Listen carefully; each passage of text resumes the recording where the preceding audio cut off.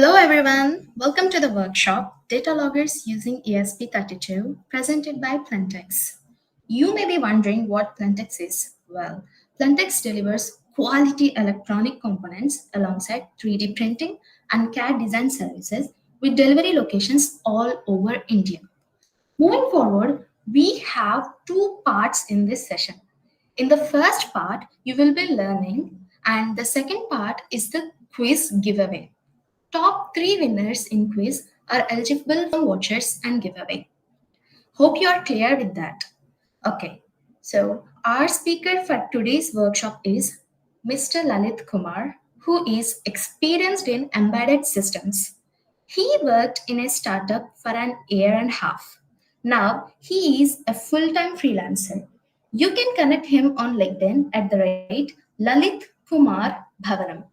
So, have an amazing learning and hands on experience today. Mr. Lalit, please continue. So we'll start with the definition of a data logger, and then we'll go to why we are using ESP32 for this application, and then after that, like we'll see like the process. I mean, like that is where things go hands on, where you guys will start making the necessary hardware connections, and then going on to develop the firmware to finally make your the first hands-on data logger. So it's going to be exciting. So after each slide, I'll just take a stop and answer your questions. You guys can comment down or pen down your questions in the comment section, and then our team will revert me back with those questions, and I'll answer accordingly. All right. So I think it's going to be. I really wish that it's going to be an exciting workshop. And so what I really want you guys to do is to learn something out of this. And after this 2-hour session, I really wish that you'll be well acquainted with what ESP32 is and what a data logger is, and get your first project done hands-on. Yeah, good luck, guys. So this is our first thing, as I already said. So a data logger. So let's talk about it. So a data logger is an embedded system with its sole purpose being constant monitoring of any particular parameter or set of parameters. You can say like temperature, humidity, greenhouse gases. So greenhouse gases can be carbon based, like CO2, CO, or it can be any other gas, etc. So the monitor data is either stored locally in the device and retrieved later, or it is sent to a web portal for live monitoring purposes. I think you guys can see this, like this image on my PPT on my screen. So see, data logger, what it actually does is, see, basically it's an embedded system. First of all, let's stick to that. I think everybody knows what an embedded system is. So embedded system is a system that's designed for a particular purpose. Let's say let's say you have a vehicle. All right, you have a vehicle, and vehicles you generally have an automatic airbag system. So which means that when there is an accident that is detected by the sensors, it will actually pump up the airbags, so that that'll actually keep you safe, isn't it? So and the sole purpose of that system is to actually keep you safe, in order to pump the airbags when the time comes.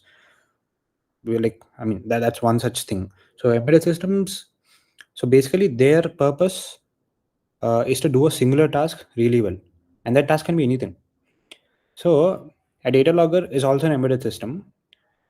So its main objective is to constantly record a certain data, right? A certain parameters data. Like, and that parameter can be temperature, humidity, and stuff like that.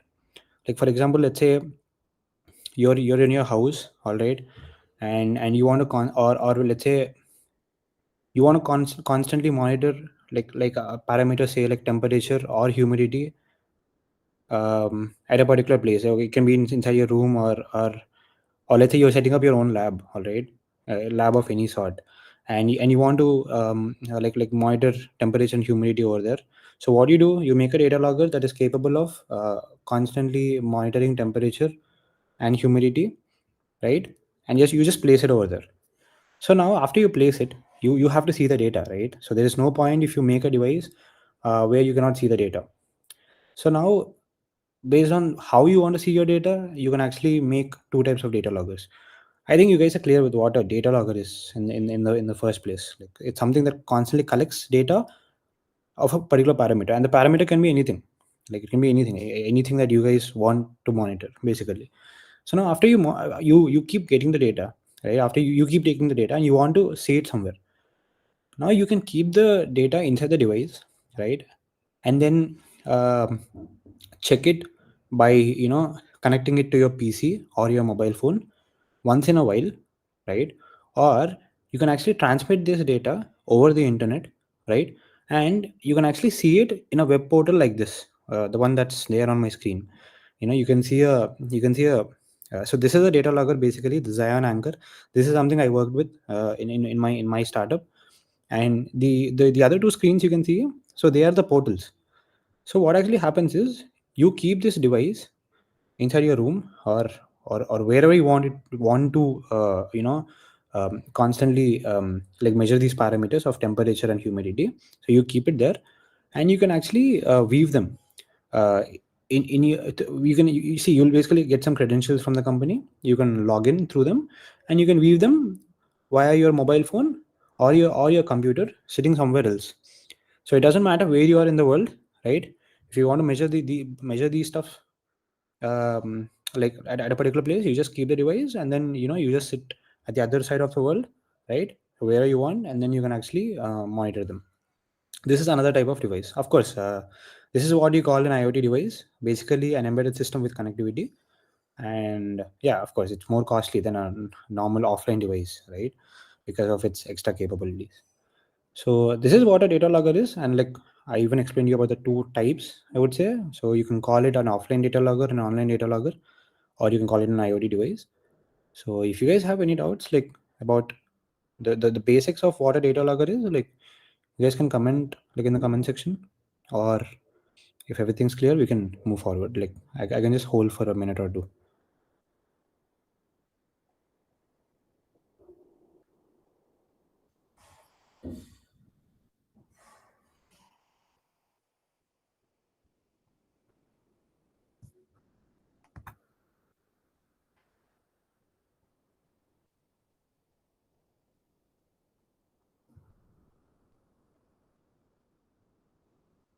Like, are we getting any comments? Like, I mean, any questions or something?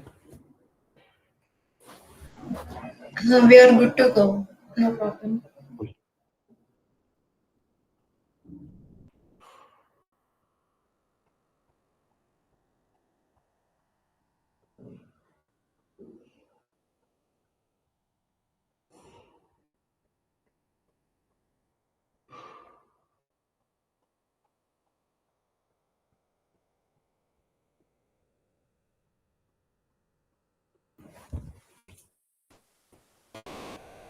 Fine. So we'll move on with the next slide. So I think everybody has a clear view about what a data logger is. I mean, so you could be able to explain it to someone even if they ask you.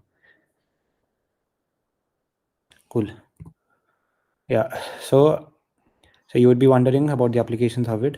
So I think you guys are aware of Breaking Bad, uh, where our with the professor himself, Heisenberg.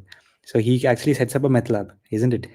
So, so what are the cases like? Like, let's say you set up a meth lab, all right, but really don't set it, okay? It's I know it's really risky. Yeah. So like let's say, yeah. So let's say you set up such a lab, okay? So where a chemical lab, I would say, right, where it's highly prone to explosions. So you want to constantly keep monitoring gases, right, over there, like in this particular application, right, in this particular scenario, I mean to say. So what do? You make a device, right? You make a data logger that is able to measure uh, various the levels of various gases in the air, like in the environment, and then send it to you. So that is what you want the data logger to be in this particular scenario. So like in that way, like there are like many real-time use cases of a data logger. Like this is one such thing that I told you. As I mentioned here, environmental monitoring. So of course you can measure the gases, right? Like let's say for example you're living in a city. Like let's say how big Hyderabad is like growing day by day, and more vehicles are like like are seen on the road like than ever before, right? So you, like for example, you go to high tech city, there are like hell lot of vehicles and a lot of pollution, and you want to like monitor like I mean like the quality of the air, because that is something that really affects our health, right? So that is one such thing you can do with a data logger. What you can do, you can just create a data logger, and with capabilities of measuring various gases over there, and then you can constantly keep monitoring it, and then maybe you can use this data to analyze how good the air quality is or how bad it is, right? Yeah, you can do all sorts of stuff. Food industry. See, certain foods have to be refrigerated. Best example is Coca-Cola. All right, Coca-Cola has to be maintained at a temperature less than or equal to 25 degrees, I suppose. So when you actually want to do that, right? So now what do you want to measure here? Like you want to measure what temperature again? The one that like showed you before, right? That's one such data logger that actually measures temperature. So you can actually make a data logger that actually measures temperature. That is something we're going to do today. All right. And then just set it up and constantly see data. And yeah, you can just play around with it. So once you have data, you can actually say that I want a message coming to me when there is when a temperature goes beyond a certain threshold. Yeah, you can do all sorts of stuff like with the data, like however you want, like whatever features you want, you can add, and yeah, you can just play around with them and a lot more. So it's used in like wide variety of applications. For I can say the best case is in actually transmitting pharmaceuticals. You guys remember COVID? Like I mean, it was one hell of a time, right? And we were like constantly waiting for vaccines to come in, right? And that is one such place where data loggers play a very very very crucial role. All right. So actually, data loggers are used over there. For example, you heard this vaccine named I guess it's Pfizer. I think it's Pfizer. Yeah, it required a temperature of minus 70 degrees to actually transport it, and that's like a very low temperature, and that is something you have to constantly keep monitoring, right? Because uh, if the temperature uh, like is not maintained, all that pharmaceutical good that is actually being transported, you just have to throw it in the dustbin. So data loggers play a major role in pharmaceuticals, like in whatever stuff you're actually transporting. I mean, it totally depends upon the vaccine, like So when we were actually getting vaccines, data loggers were used inside them, and WHO says that you need to use data loggers of three different type of companies, and you constantly have to submit those reports to the WHO, so that they'll ensure that the vaccines are actually transported in a very safe manner. So the use case of data logger is like heavy. I mean, the industry is like really huge. Um, this is something like most people don't know, but yeah, there are like a lot of use cases. The Coca-Cola example I told you guys about. So there is a Coca-Cola factory in Orissa. So over there, it's a very huge factory, and data loggers are like extensively used over there in order to make sure the temperatures are kept below 25 degrees, so that the huge Coca-Cola uh, goods and supply, it won't be, it just won't go into waste. Yeah, so these are the real-time users, and of course there are way lot more. So if you guys have any doubts, again, I'll wait for a minute or two, and you can actually leave a comment. I'll answer it.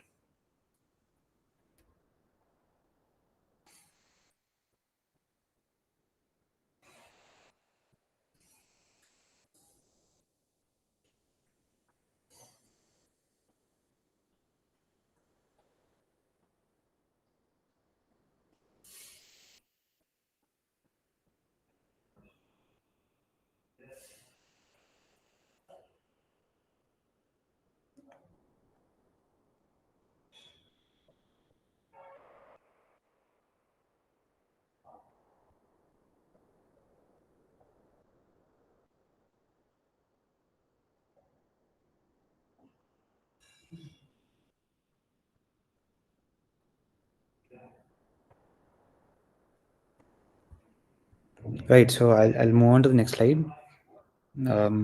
Yeah. So I see that there are like no comments coming up. So that means you guys understood. That's a good thing.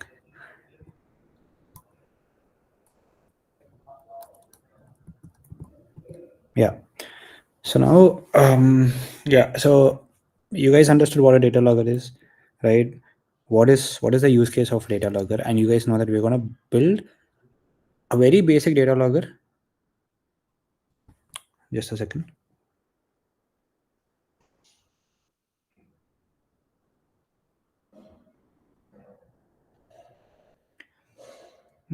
Okay, cool. So I got some questions. So I'll answer them before I move forward.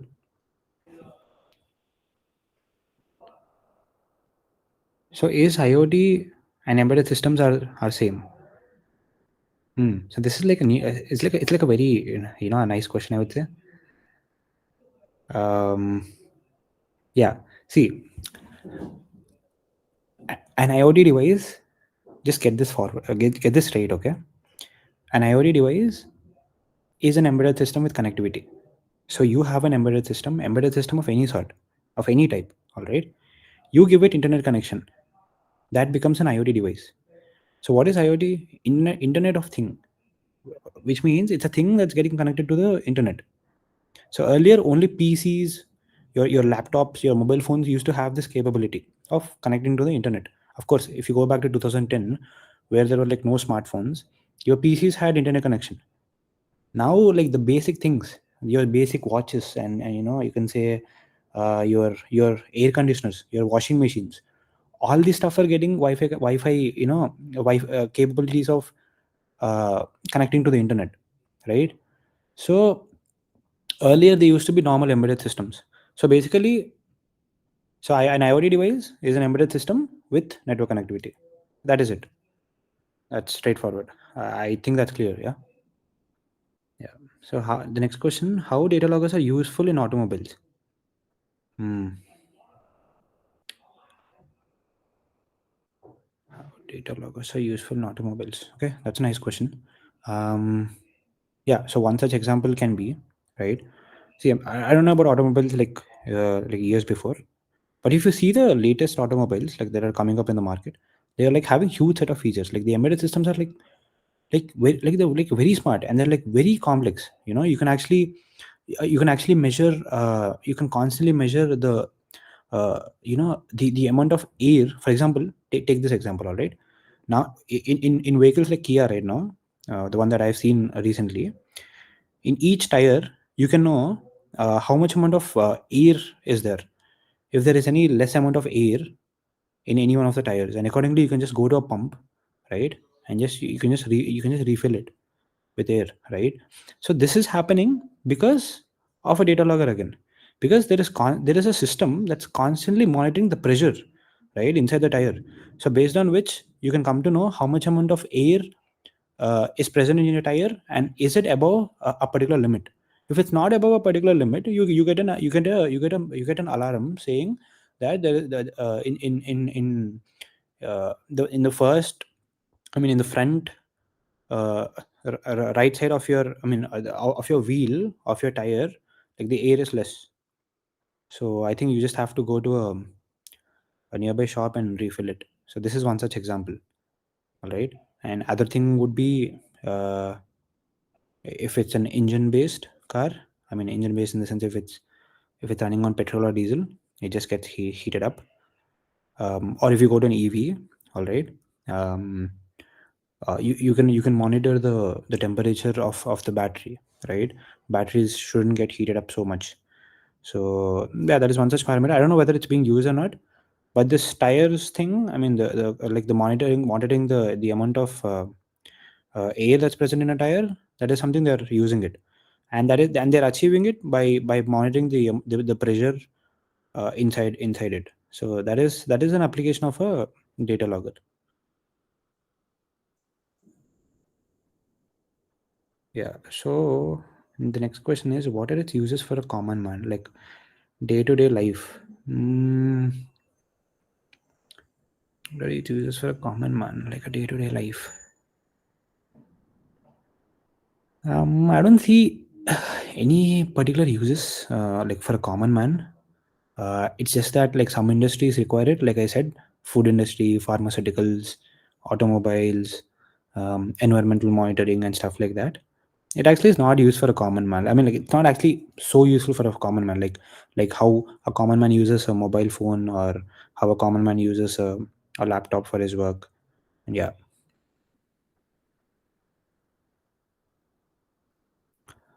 So how to monitor? The next question is how to monitor using data logging.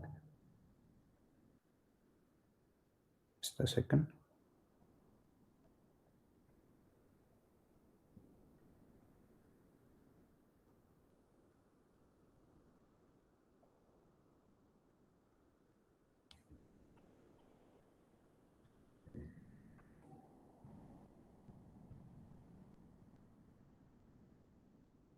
Can you we got a question how to monitor using data logging. Like, can you be more specific about that question?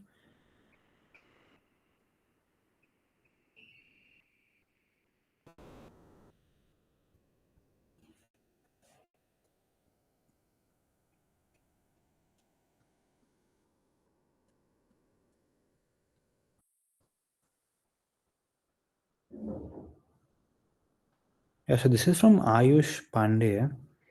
Um, hey, buddy, can you be more specific about that question? Just type it in, and like yeah, like we're ready to answer.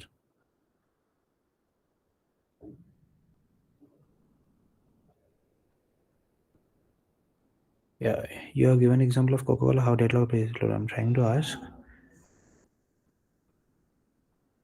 Yeah.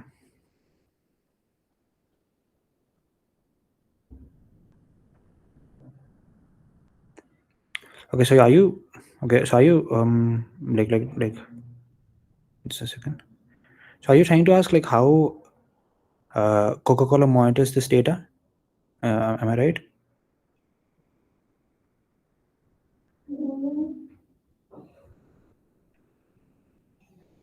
So if that is the case, if that is what like you're trying to ask, so see, this is how it will work. Okay.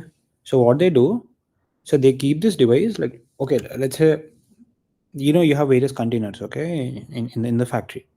So they keep this device, they attach it to these containers, all right. And what happens, like this data is constantly being logged uh, to the web server, of any choice. It totally depends upon how, like which company makes the device, and what they're using. So basically the data is sent over the internet, right, to the web portal. And now the person sitting somewhere, like okay, um like like the you can say the manager of the Coca-Cola unit. Let's say he's sitting somewhere, and what now this guy, what he does, he opens up that web portal with his login credentials, and now he can constantly see the data that is coming from the devices, and he can constantly monitor it. And maybe every 1 hour he can actually take a note of it, or maybe every 15 minutes. It's totally up to him, so that is how data log like that is how monitoring of this data is usually done. I think that's clear. Yeah, so we'll move on to the next slide. So which is uh like this is where uh, things get a bit tricky, maybe, where you actually dive in um, to do the hands-on stuff as a part of the workshop. So the hardware and the software required to build your data logger are ESP32, DST11, which is a temperature and humidity sensor. You need a micro USB cable, and Arduino IDE. That is a software. I think everybody bought ESP32 and DST11. PLUNTX team has sent you mails to actually purchase them, because only then you can get a hands-on session. So because hands-on is hands-on, you have to see the hardware.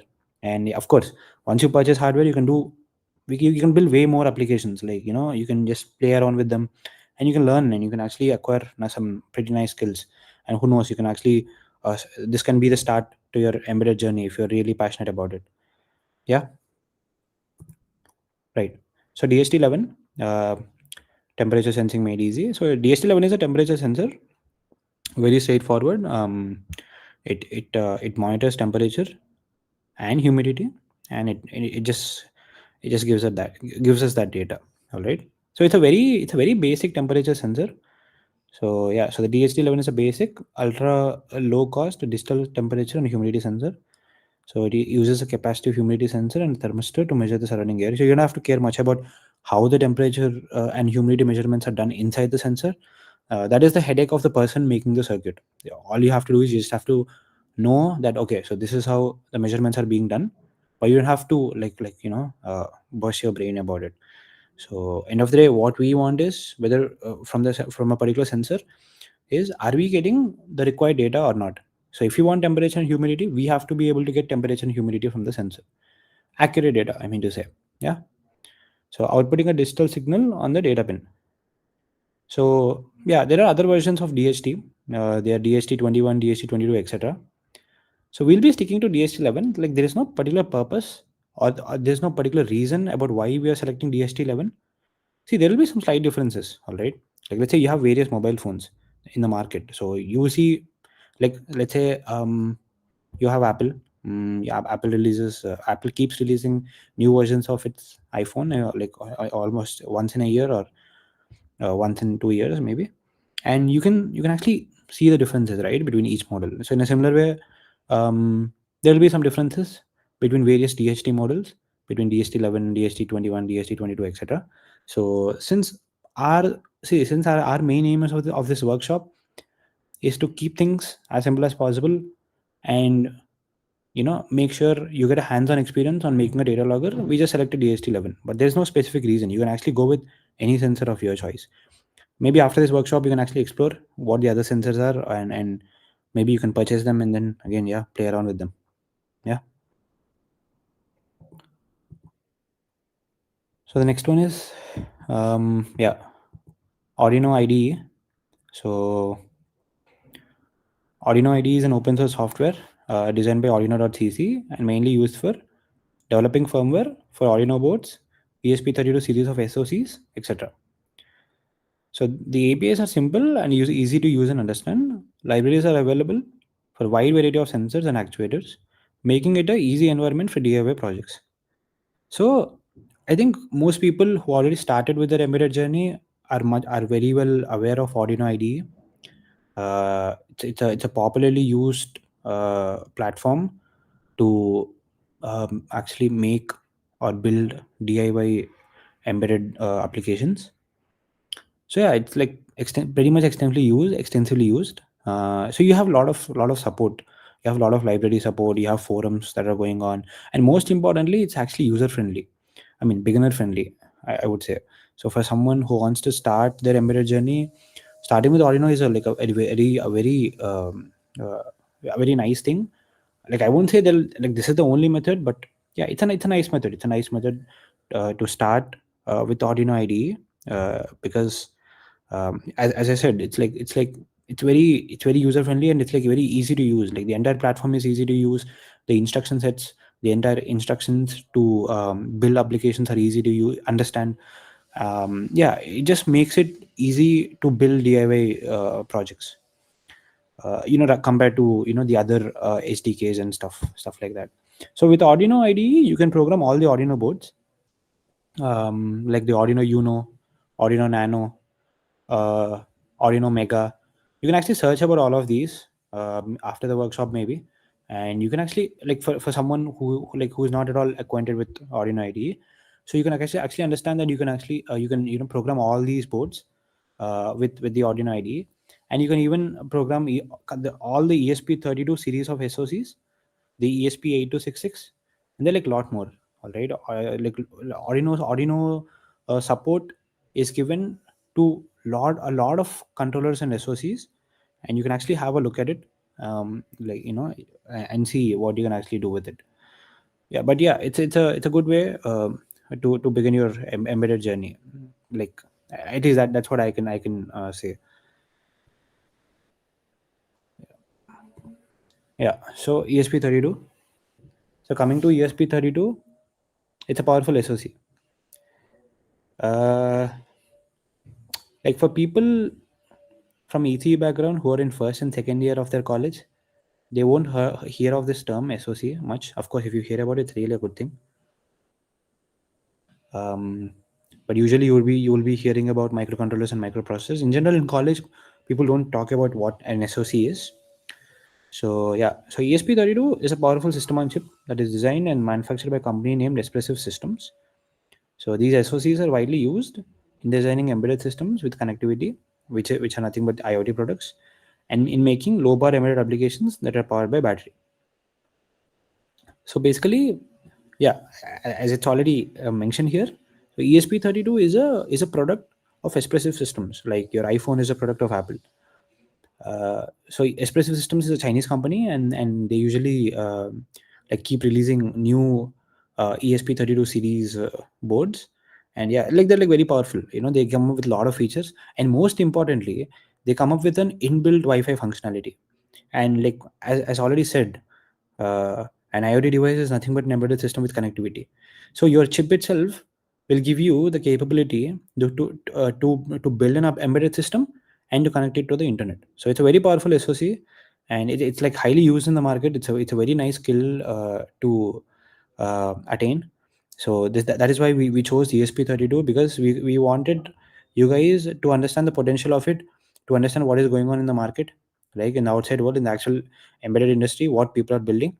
And yeah, so that you can actually start digging, attain skills, and yeah, you can actually uh, reach great heights like in this field. It's like really nice.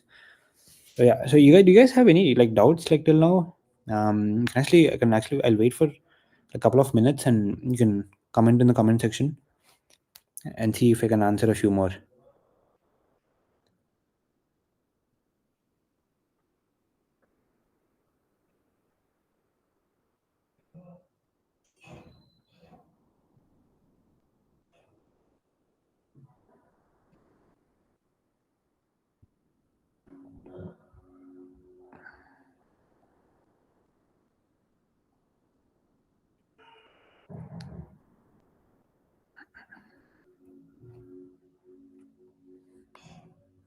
You guys can post your questions, like I can answer straight away.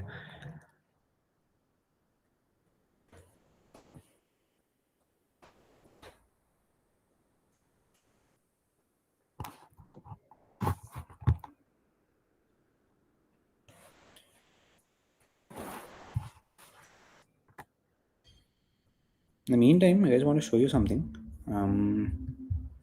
about ESP32.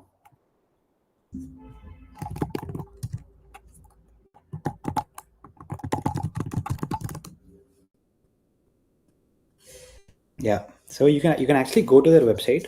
This is the website of Espressive. It's like very neatly designed, and it's lovely too.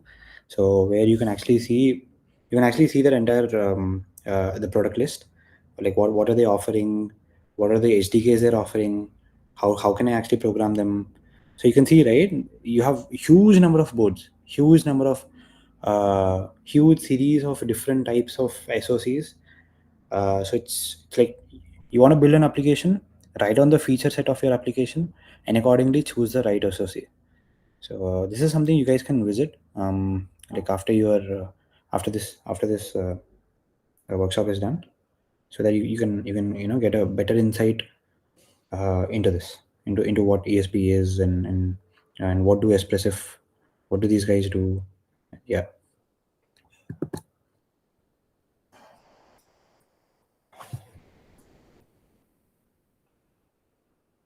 So no questions, right? So I think I can move forward.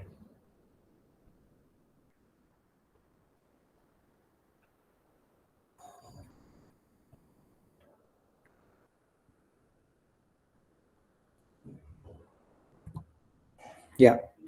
So I actually wanted to take up this difference because, like I mentioned in the previous slide, when you're in college, everybody hears this name of a microcontroller or a microprocessor, but most people won't hear this name of SOC. Like most people don't know what an SOC is, but everybody is much aware of what a microcontroller is. I think you guys watched the movie Transformers, and you're aware of this guy named Bumblebee. All right. So this is his old car, and the one on the left side, and on the one on the right side is his transformed car. If you can see in the actual movie, the first part of Transformers.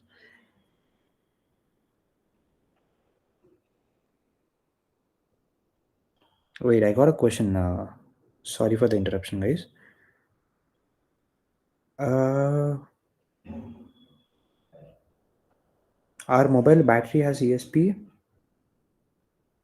No, I don't think so. So see, our mobile phone too has lot of chipsets. Okay, I can't say that you just have Qualcomm Snapdragon main processor, or you have some other processor. All right, it has lot of ICs, right? And yeah, in order to handle your battery, yes, there is a specific controller for that, that is actually present in your mobile phone, but it's not ESP. ESP is actually used for embedded applications, I would say. See, I'll be clear, okay? Your computer and your mobile phone are not embedded devices. They're like general purpose devices. They can do computing of any sort. Like you can play games, you can watch YouTube videos, you can watch Netflix, and then you can chat with someone, and you can you can stream YouTube videos like we're doing right now. You can check your mail, and then you can talk to someone over a video call, and you can do a lot of stuff with these gadgets, and these are general purpose devices. As I already mentioned, an embedded system serves a a specific purpose. Like it's totally designed for a specific purpose. So that is where these chips like ESP are used. Of course, in your mobile phones there are like a lot of other chipsets that are actually used. Yeah, but not ESP. Yeah. Yeah. So let's get back to our topic, the difference between a microcontroller and SOC. So you can see this picture. So this is like the old car of Bumblebee, and this one is the new one, the immediate upgrade. So your SOC is like an upgraded version of your controller. So what I mean to say is, for example, you take it's like uh, SOC is something. Uh, SOC is like a microcontroller with additional functionality. I'll be clear about this. Okay. So this will be easy for someone who knows a basic about Arduino boards and stuff. So you take the case of Arduino Uno or Arduino Nano or any Arduino board. So what does it do? Or the age-old 8051, the first microcontroller by Intel, all right, or PIC microcontroller or whatever it is. Okay. So what do microcontrollers do? They just you just write some code, you give it to them, all right. They do the computing. Let's say you write some code, say I want LED blinking to happen, and you just upload it, and that will actually happen. Yeah, so that I mean that is what a microcontroller is. It just computes the stuff. It doesn't have any extra functionalities. Whereas SOC has a microcontroller, right? And additional to that, it has hardware supporting networking like Wi-Fi, BLE, and stuff like that. I'll be more clear about this. Um, yeah, can you guys see this, like this paint board? So assume, so this to be your microcontroller, all right. Your SOC will be your microcontroller plus functionalities like your Wi-Fi or your Bluetooth, or it can be anything else. So it's like your SOC is more like an additional package. Um, it's more like it's more like something that comes up with a lot of additional hardware where you can implement various features. For example, your ESP32 is an SOC. As I already told you, your ESP32 will have a microcontroller inside it, and along with that, it has hardware to implement Wi-Fi, to implement Bluetooth, right? So you can actually make a basic Bluetooth device out of it, and you can connect it to your mobile phone. You can just play around with it, like it's like really fun, and you can do hell lot of applications. So that is the basic difference. I just wanted to tell you. I think I didn't confuse you guys much, because it's like very straightforward, about, like the difference, and that's how that's how the name comes. System on chip. Like it's like SOC. It's like on a single chip. You have a microcontroller. You have additional stuff like Wi-Fi and Bluetooth. So it's like you have your entire system that can be built on a single chip. So that's why it got its name, SOC, system on chip. So I think I'm clear. I'm clear till now. If you guys have any questions again, you can just comment, and I'll give you an immediate reply.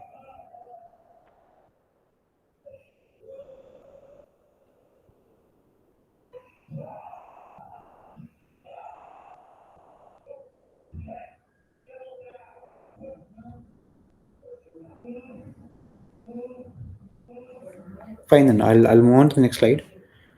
Um, I think things are clear till now. The concepts, the topics, and everything, whatever we discussed. So yeah, coming to the next one. Okay, just give me a second. Yeah. So the next one will be working of a custom built data logger. So I'll give you a rough explanation about what is going on in our yeah, in the data logger that we are going to build. All right. So it's simple. You have an ESP board with you, right? You have a router and you have your mobile phone. All right.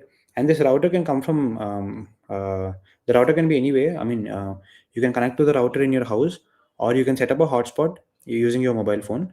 All right. And use your this thing, the one on uh, the one on the right, this mobile phone. It need not be a mobile phone only. It can be your PC as well. All right. So this is how the application works. The overview: your ESP connects to your router, all right, and your mobile phone or uh, your PC, it also gets connected to the same router, right?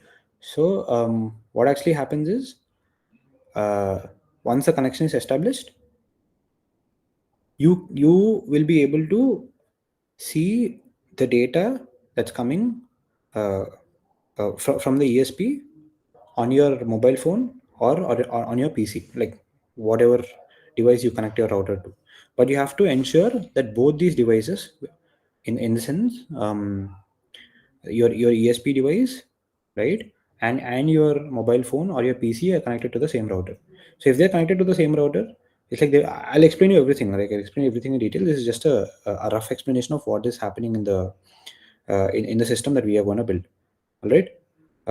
So you make sure they're connected to the same router, and yeah, that's it. You'll be able to see the live streaming of your temperature and humidity from your data logger onto your mobile phone or your connected PC. So by that, you build your first data logger, which actually live streams data. All right. So we'll get hands on from now. So make sure you guys have all your components with you. So we'll start with making the connections, and then we'll go with writing the firmware. So I'll explain you firmware at each step.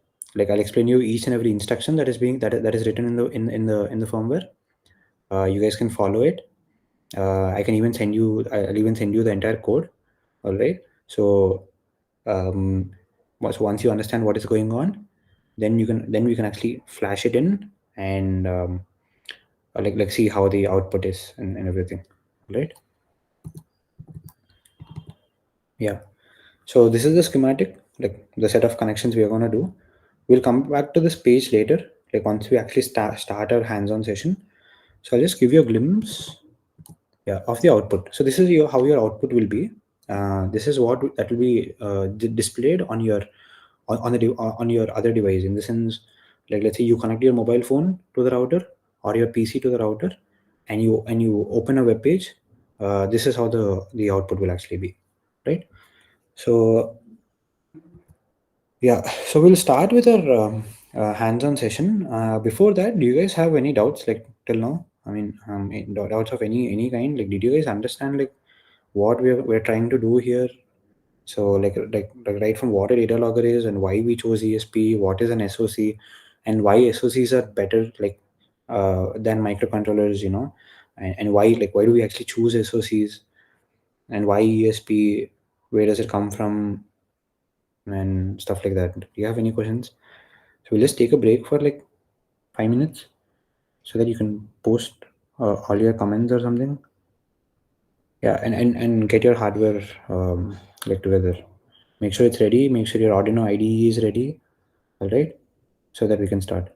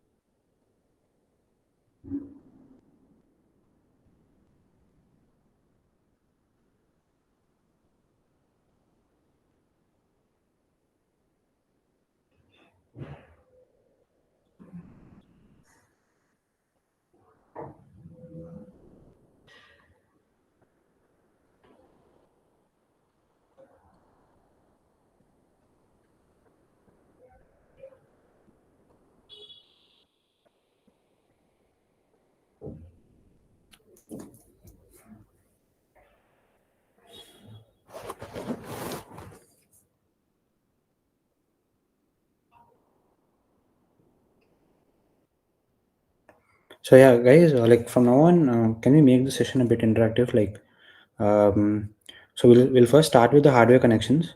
All right. So once you're done with your hardware connections, maybe you can just reply back if you're like facing any issue, or like in case if you're or if you guys are like done or you're comfortable with it, and stuff like that. So yeah, so we'll start with the connections first, right? So just give me a second.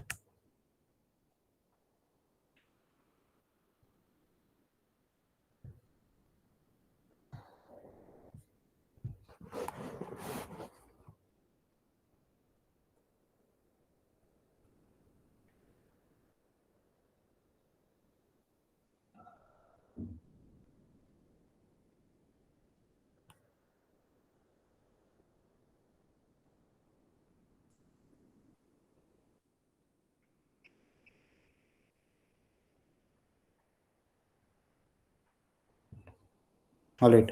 So we'll first start with like making the connections. So like your connections are in front of you. All right. So I cannot actually like show you very neatly about like, I mean it's like very simple connections. So I think you guys should be able to do it without any much juggle or effort. So follow this list, a list of hardware connections, that like the ones that are actually given in detail. So it's very straightforward. So the VCC of the DST11 that will be connected to the 3.3 volt of ESP32. So the ground will be connected to the ground of ESP32, and the other data pin, like which is DST11, that will be connected to D4. Make sure it's connected to D4 of ESP32, because that's how the firmware is written, right? And yeah, just let me know once you guys are like done with the connections and fine with connections. I hope everybody has their own set of hardware with them, because that's really needed in order to build your first embedded application. Build the data logger of your own choice. So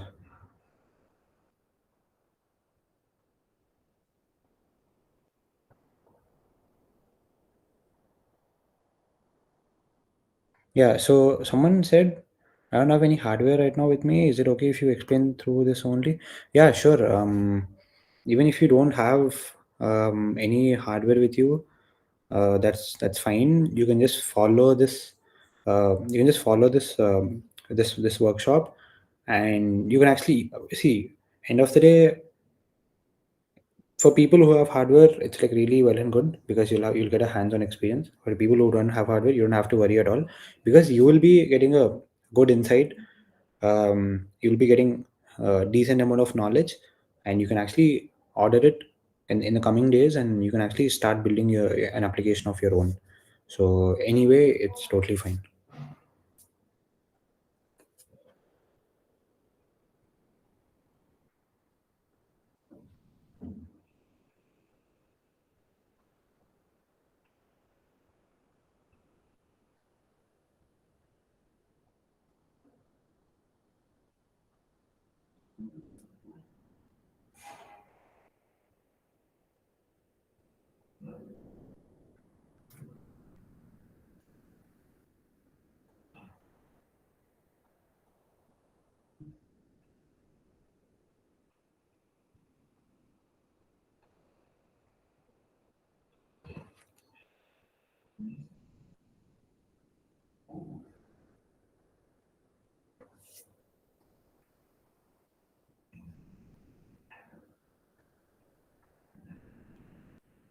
Yeah, so I got another comment like saying I don't have simulator to implement it. That's okay. You can just like follow me, like what like you can just have a glance. You can get a basic understanding from what I'm doing, and you can just follow me throughout the workshop. So end of the day, you will get a basic idea. Again, it's the same thing. You'll get a basic idea about what is going on, about how to approach in building an application like this, right? You can try it on your own, maybe once you purchase your hardware. And of course, the other thing is, I forgot to mention you guys. So PLUNTX, like these guys have, like we guys have our own website. You can actually visit it. We sell these boards, like the ESP, the basic hardware that's required for DIY projects, and we sell. And it's not only for DIY projects, we sell hardware outside of DIY, which means like if companies require specific hardware, we even sell that as well. So we even have CAD services too going on. So if you want any application to be built with CAD, we can do that as well. So you better visit the website once, like before ordering, um, so that and the other thing is like the prices are I think slightly reasonable when compared to that with Amazon and Flipkart. And yeah, you can get wide variety of components also, right? Discounts and stuff. So just take a visit to the website and maybe try out ordering some components and see how they work. So, yeah, they're reliable too, and you can trust us. Yeah. So I think people who have the hardware, like their connections are like done. Maybe if you guys could drop a reply if people who have the hardware with them, like saying that like you guys did some connections and stuff.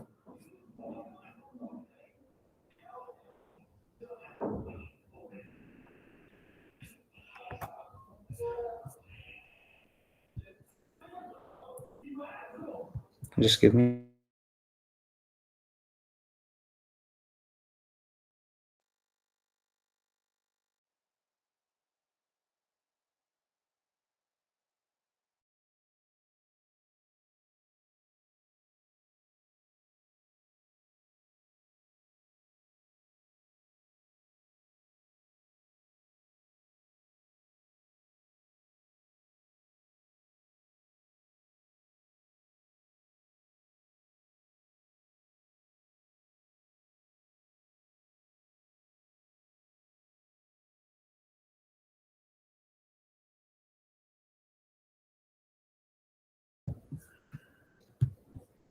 Yeah.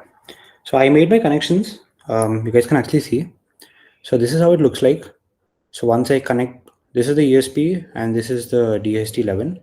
So if you can see, I made all the three connections to it, right? So people who don't have hardware, they can actually follow this. It will be really useful to you guys. Um, So yeah, so once you connect your micro USB cable to ESP, you get the LED will be turned on, the power LED, saying that your ESP board is fine and working, like it's actually powered on. All right. So yeah, so I think we can move forward. Like this is how it will be. This is how the setup will be. Okay. So let's do it together.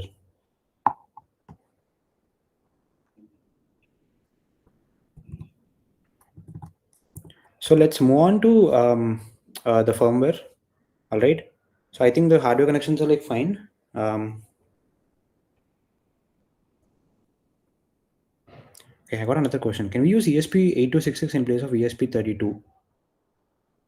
Mm, see, actually, yeah, you can actually use ESP8266. But the thing is, the firmware I'm going to explain right now, the libraries and all that I installed, it's actually for ESP32. But yeah, you can actually try with ESP8266 as well. All right.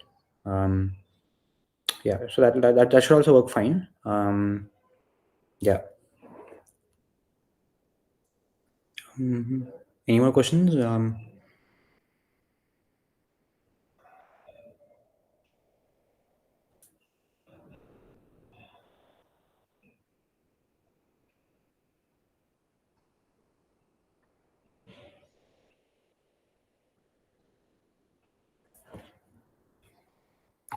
So the connections will be something like this.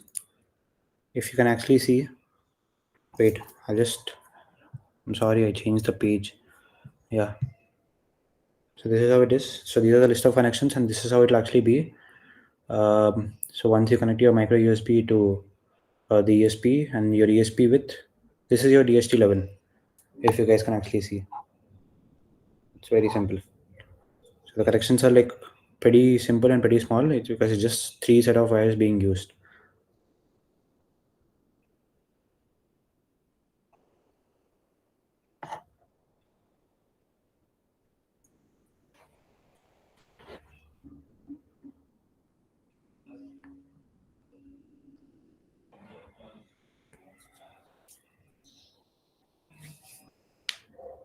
So if you guys have any doubt, you can comment in the comment section. So wait for another couple of minutes before we start with developing the firmware. Okay.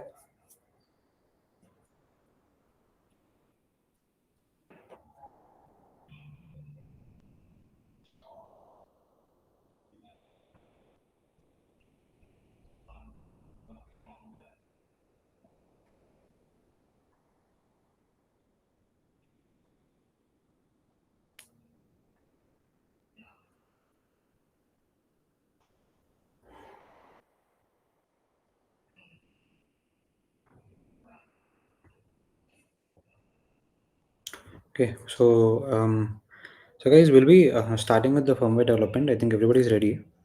Uh, yeah. So let's dive in.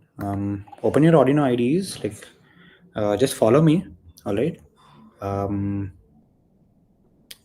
we'll even send you the code as well. So just give us a minute.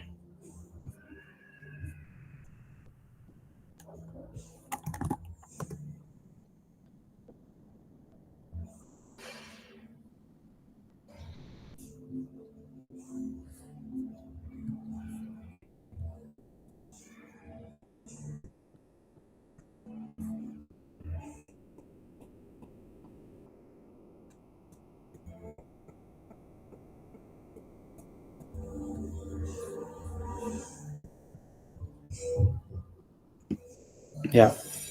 So this is the code that we are going to use, right? Um, just give us a minute.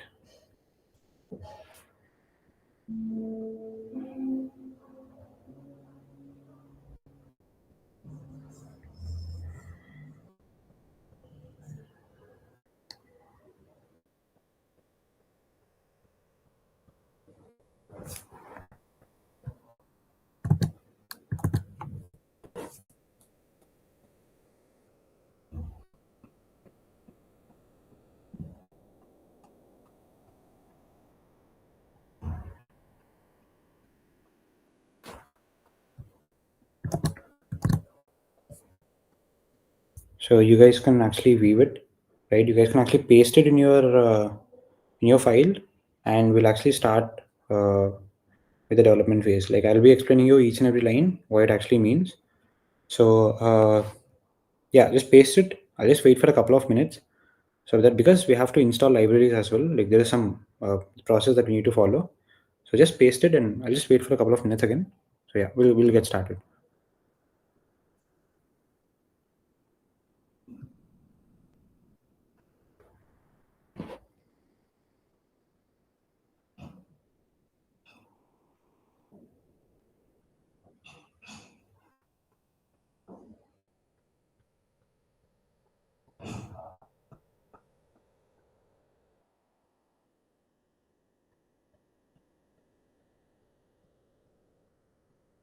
So all right, so we'll start. All right, so we'll start with the firmware development. So this is Arduino IDE. I think most people are they have, like, I think some people have well acquaintance with it, or I think the other people, some people have some basic understanding of what it is. So whatever it is, I think everybody's like fine with Arduino IDE, like they know the basics of it, like what is what and stuff, right? So first, before we start, we need to install a couple of libraries. So so go to your library manager. All right, so open this, manage libraries, and then click Wi-Fi, right?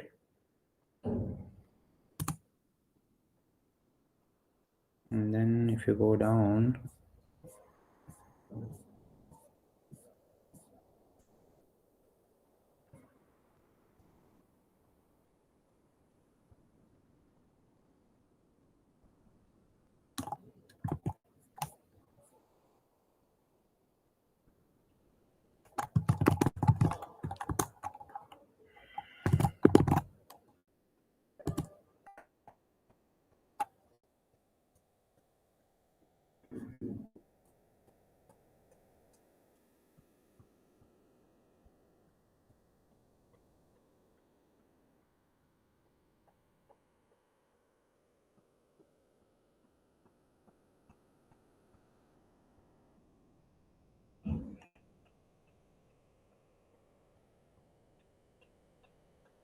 just a sec. So in the meantime, guys can install. Yeah, can you guys install this DHT sensor library by Adafruit? I'll send you I'll send you a screenshot of it.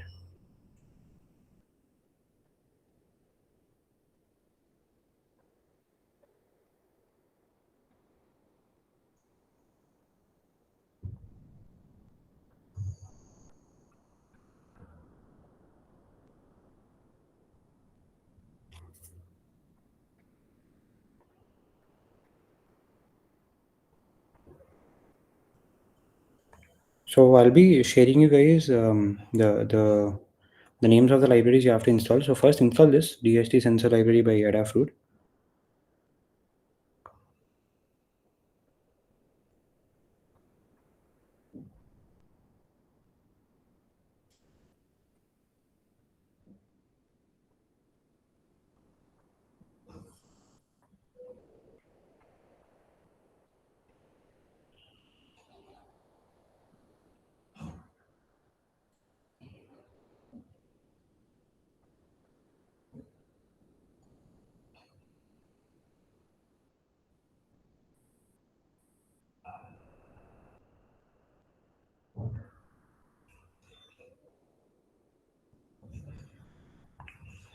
Yeah, so I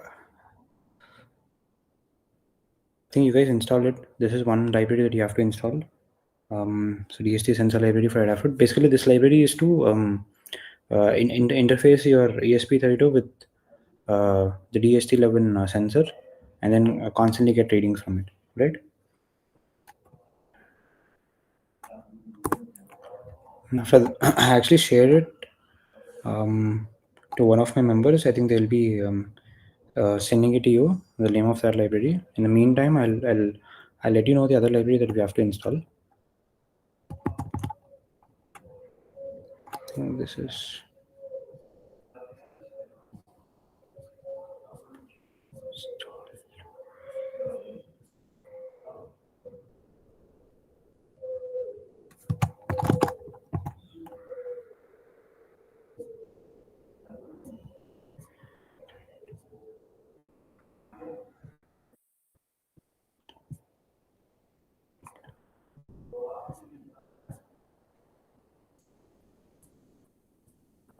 Okay, all right. I think that is it. So guys, let's do this once. Okay. So once you paste your code, and after you install the DHT library that I sent you, right? So once it's installed, and once you paste this code, just click on the compile options. This tick button named verify, or you can also call it compile. And let's actually see. So the output should be something like this. That will be in front of you in a minute.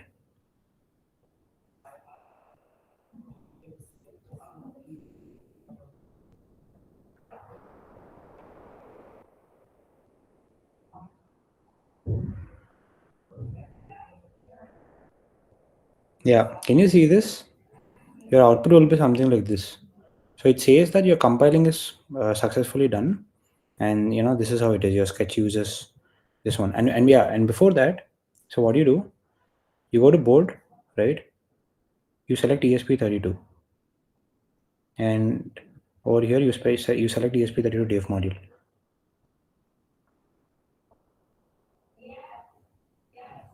And another thing is, wait, you guys have to install boards as well. Just a second. Yeah. So another installation is to be done. So what you do is go to tools, open board, right? Go to boards manager. I think everybody is following me here. Um, After you install the DHT11 library and you paste the code, what you have to do is you open the you open the boards manager, right? You click on this, you type ESP32, and you install this. You install ESP32 by Espresso Systems. You install this package. So this package is to be installed in order to support compilation for ESP32 boards, in order to develop firmware for ESP32 boards and then flash it into them. Okay. So send me a message, guys, if you guys are facing any difficulties here. Like this is like one crucial step, like because you guys need all these dependencies, all these libraries in order to get the application working.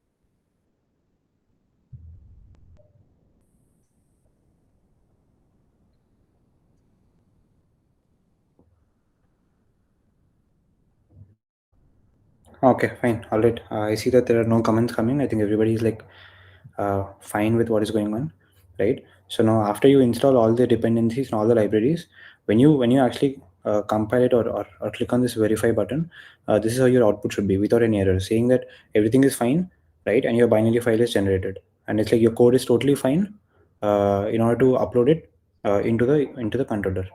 All right. So I'll go with the code explanation, right? One at a time, one line at a time, right? So just follow me, and if you guys have any doubts, you can just comment in the comment section, and we'll get back to you. Okay. Yeah. So the first one would be defining the type of sensor you're using. Remember, I discussed you. I told you guys that there are different types of DHT sensors available in the market, and we are actually going with DHT11, right? So you have to select the DHT type, saying that the sensor we're using is DHT11, right? So this is the first one. Now going to the other two variables over here, right? Uh, I told you that we have to connect the ESP to the router or to the hotspot or anything like any. It can be a hotspot, it can be a router. So I'm going to connect it to my mobile hotspot. I'm going to turn on my mobile hotspot. So that's why I gave. So see, any hotspot or any router will have an SSID and a password. It's like very clear. All of you guys know. You connect to routers in your homes, in your office spaces, in your college. They have an SSID and a password. So similarly, you have to give your own SSID and your password over here, like inside these strings. Like you need to assign this value to these variables. So I'm giving my own details, so you guys give your own, right? Yeah.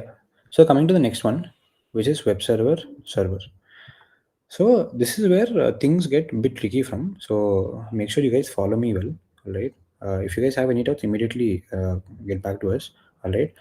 See, the protocol we are using, right? The protocol we are going to use is HTTP. I'll be clear again. The protocol we are using over here, guys, is HTTP. So in the sense, we are using this protocol to establish communication, right, between your ESP device, right, and your mobile phone or your PC through the router, right, through this internet connection. So it's very simple.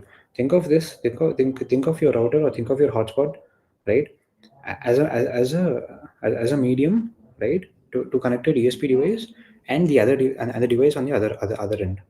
Yeah, and that can be anything, as we already discussed. So all this communication that's happening between your ESP and between the other device, the protocol that's being used is HTTP. All right. So if you want to understand more about networking protocols like HTTP, HTTPS, and stuff, you can actually like research more and more about it, because it's a very really vast concept. It's something that cannot be covered in a workshop, or it's something that cannot even be covered in a course. It's such a huge it's such a vast and such a huge topic, and it takes like immense amount of time to actually understand what is what and stuff like that. Yeah. So the protocol we're using is HTTP, right? So in HTTP, I'll tell you the basics of how HTTP works. It follows client server model, right? So the operation is like, it's very straightforward. So you have a client and you have a server. So client will send a request to the server saying, I want a particular web page. So server will reply back with that particular web page. So let's say you guys have your mobile phones right now with you, right? You open Google Chrome or something, and now let's say you want to open YouTube. So what do? You search YouTube, right? Or you search, like, you want to open Instagram. You search Instagram, or if you want to open some other application, you search the name of that application.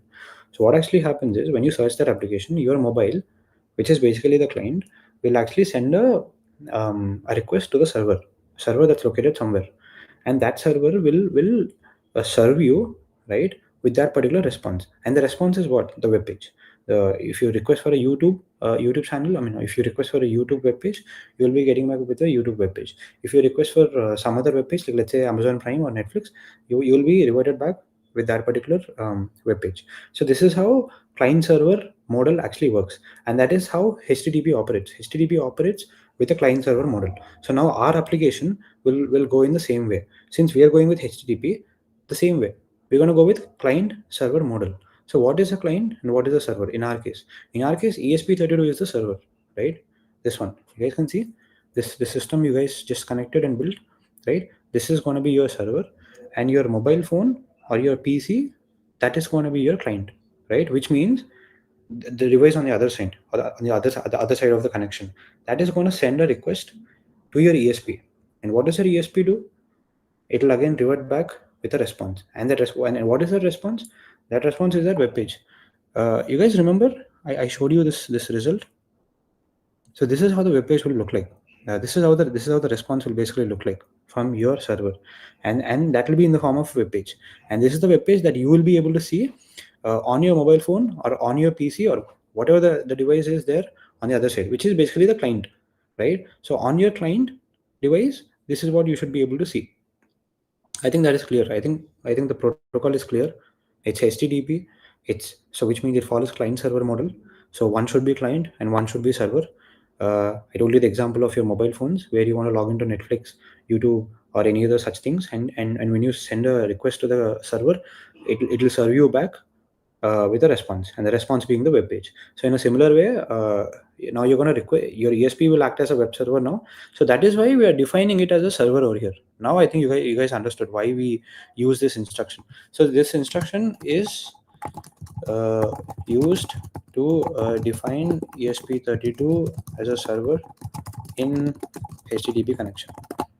So I think this point is like very much clear. Okay. um, like if you guys have any doubts too, you can actually post me immediately, and like I'll answer you straight away. Okay, so this is how HTTP works. This is how the client server model actually works, and this is how your ESP, with this instruction, your ESP will be acting as a server right now.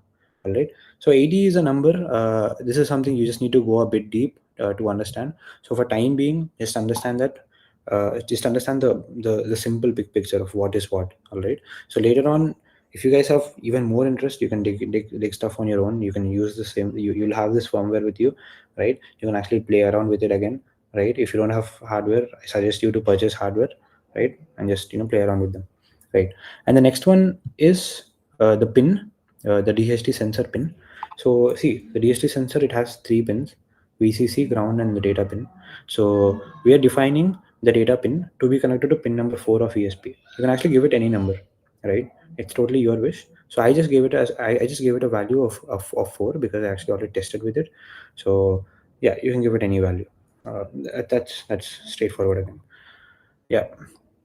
Now the next instruction is DHT, this one, DHT pin and DHT type. So you're basically now uh, telling the microcontroller, okay, that you have selected DHT11 and it's connected to pin number 4 with this particular instruction. Over here you have defined the DHT type, and here you define the DHT pin.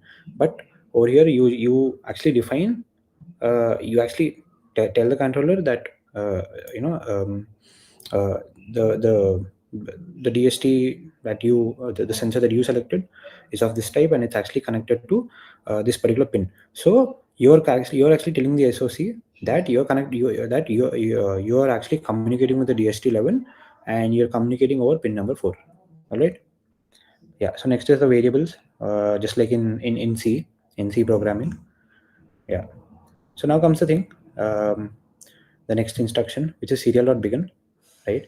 So serial.begin, what it actually does is, so this is your SOC, right?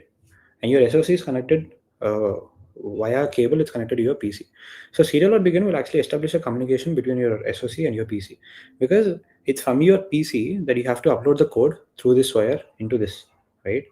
So and once you upload the code, right, you want to see some data, you want to see some printfs that are going on, you want to see some data coming from here to your PC, like to see how things are coming and stuff.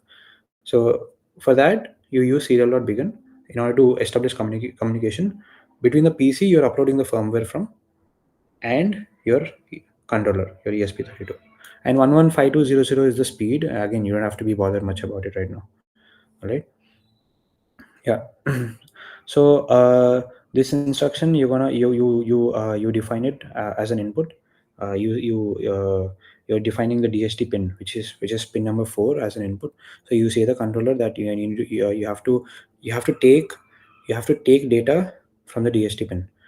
That's why you give it as an input, because this is not an output device, isn't it? This is an input device, in the sense this will give us data, this will take the data, and this thing will send it over the air to the other application over HTTP. This is how it actually works. All right. Yeah. So dst.begin, you actually start, you tell the ESP to start communication, to actually start communication with the sensor, right? And yeah, serial.println. See, all these, I'll just make a very straight forward point over here. All right. So all the instructions with println, all right, all the data you're printing, it will be printed in a space called a serial monitor. So you have something like this, right? If you open it, you have a space, something like this, where all your data and everything will actually be printed. All right. So all, like, I mean, not only data, whatever you write inside this, like these are actually used to debug your firmware. Like, let's say, see, you guys, I think many of you have C programming, have done C programming. You have a subject, C programming subject in your first year of engineering. I mean, you have done some labs also. So what do you guys do? Like when let's say you want to see some output. Okay, what do? You go with a print statement, and let's say something is going wrong. So what do? You write a print statement in between the logic, and using those print statements, you see it in the console, right? You see the output in the console. You say, oh, okay, this is the value of variable I that's going on. This is the value of variable j. Okay, I might be making a mistake here. So using the print statements, you see the print statements in the console, in the output console, and then accordingly you debug your code. In a similar way, if you want to debug the firmware, you go with the println statements, and you write whatever you want to write inside them, right? And accordingly you can say, oh, okay, fine, so this is how the firmware functioning is going on, and maybe there is an issue over here, and that accordingly you debug it, right? Yeah. So the next one, wi-fi.begin. It's very simple. That made this instruction will enable your ESP32 to get connected to the router or the hotspot. Yeah. So now it will wait until a connection is established, right? And then if a connection is established, see, I think many people are aware of this, right? When your mobile device, or when any other device that gets connected to a router, all right, or a hotspot, it will actually revert you back with an IP address, Internet Protocol address, that is 32-bit. So where we actually get that address over here, and we actually print it. That's what's happening in these set of instructions, because all of these are print statements. If you can see, these print statements, these serial dot print statements are equivalent to the print statements in your C language. So you can actually type more about them, but people who already know about these, who are like bit familiar with Arduino, this is going to be a cakewalk for them. Like, I think they should actually understand what is going on here. But people who are actually new to Arduino, that's totally okay. You can actually dig about all of this later, right? Yeah, you'll actually understand. Just for time being, understand what is going on, right? And then yeah, you start your server, all right? So basically your ESP, I told you it's going to act as a server. So after you make your Wi-Fi chip to connect to the router, right, you're going to make your actual ESP chip to actually enroll itself as a server.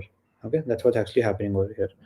And after that, yeah, so another thing, whatever code you write in this setup block, all right, it's gonna run only once.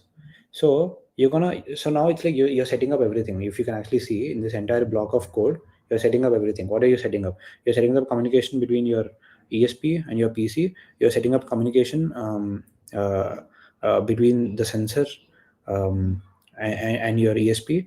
You're setting up communication between your ESP and your router, and you're making sure your ESP will run as a server now. So this is your basic setup. Now your basic setup is ready. All right. Everything is actually enrolled, and next is going to be the operation. So the operation is like very much straightforward again. All right. So there is a server.handle client, right? Instruction that is actually there. So what this and another thing, whatever code you write inside the void loop, you guys know what a loop is. A loop is something that constantly repeats itself. That's something that constantly keeps running. So whatever code you write inside this loop, all right, it just constantly keeps running, right? So you write this instruction server.handle client. So now what this thing actually does is, right, I told you already. Now this is your server. Your phone is your client. Now, if you send a message from the other device, it can be your mobile phone or your PC that's actually connected to your hotspot/router, right? Now this thing receives that. Let's say this your ESP receives that. What do you call request from your client. Now this code over here, right? This will actually tell your ESP to actually keep checking if there is any request that's coming from the client. If there is any request, then handle it. And how do you actually handle it? You read temperature from your sensor, you read humidity from your sensor, and then what? You actually send this data over a HTML page. And this is your entire HTML code. You don't have to be worried about it, all right? Because if you and first of all, embedded engineers, they don't have to learn HTML, right? You can actually get this from online as well, right? So just for the sake of this workshop, we actually developed a HTML page. We don't have to be worried at all, because HTML is something we don't even have to care much about. Okay, so yeah, so when you get a request, so what do? You read temperature from this, you read humidity from this, and you send it to a web page, and you transmit this entire web page to your client. In a similar way, you actually send a request for a YouTube for your uh, for the YouTube web page, or for the Netflix web page, or the web or for the Prime web page. So when you actually send a request, what do you get? You get the respective web pages, complete HTML code, right? It is actually a code, but you won't actually see it as a code, right? That is how it is. In the back end, the code is running. In the front end, you can actually see a neatly designed web page on your mobile phone. So similar way, this thing gets a request, and this thing sends back its response, right? By fetching data from this, and by inserting this data in the web page and sending all this data to your to the other device, which can be a PC or your mobile phone. So this is how the basic and the code actually works. So all this is the HTML code that is used to design the web page. So is this clear? Like, this is how the basic data logger application we built will work. So if you guys have any doubts, you can comment right away, right? I'll wait for a couple of minutes before I actually flash it, right, and show you the actual output of how it's actually coming. Okay.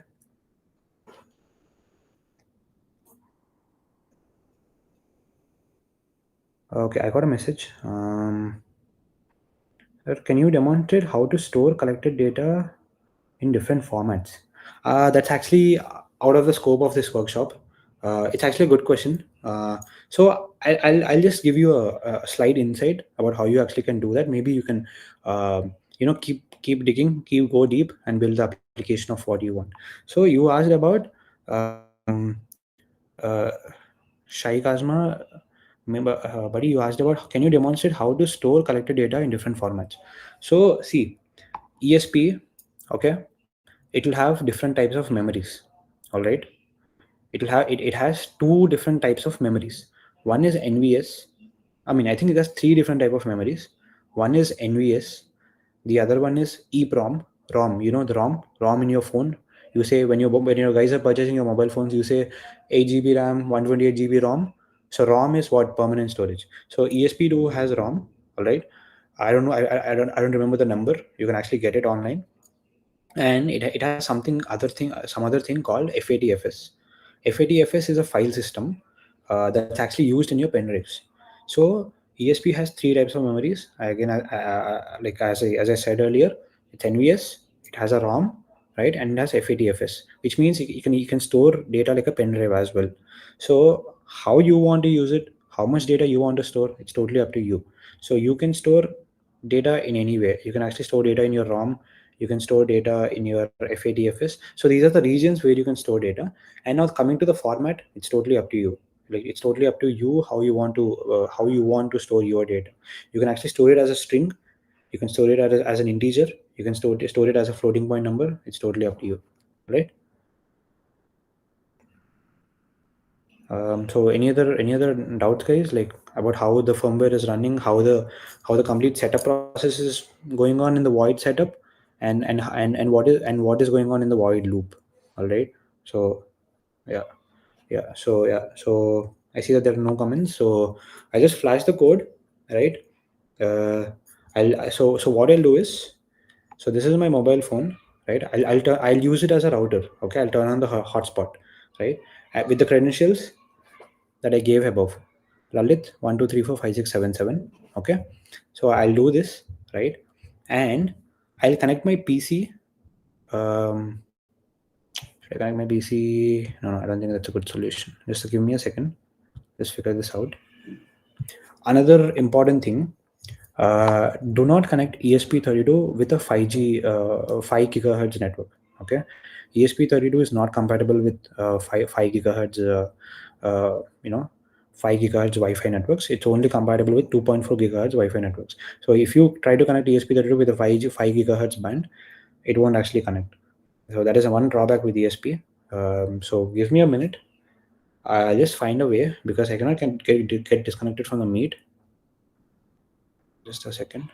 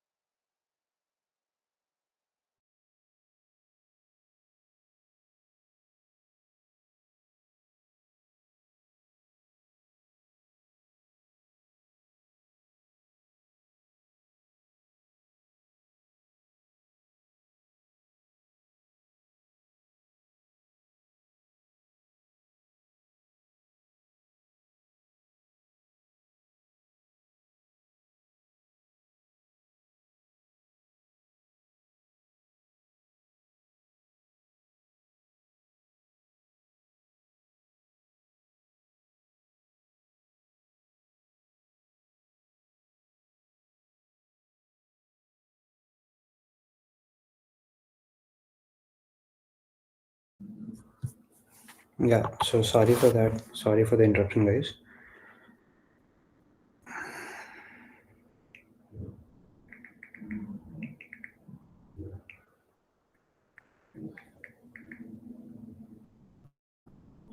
So if you can see my hotspot details over here, I think this is like visible. So I gave an SSID with my name. Uh, so password is 12345677, like I gave it over here, right?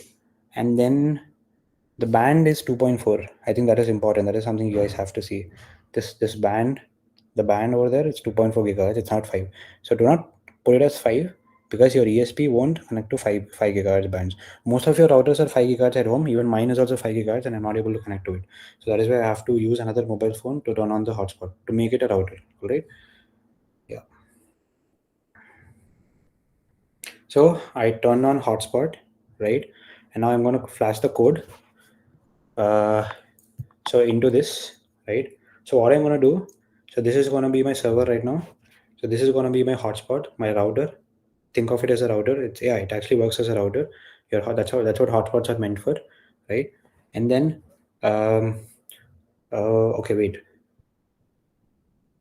Yeah, so what I'll do is, so this is my server. This is my router, and I'll use my PC, so that since the screen sharing is going on, right? I'll use my PC as a client, all right, so that you guys can actually see. Now see, the firmware is loading. This is how the logs will be. It will show you the percentage of the firmware that's actually being loading into the memory of your ESP.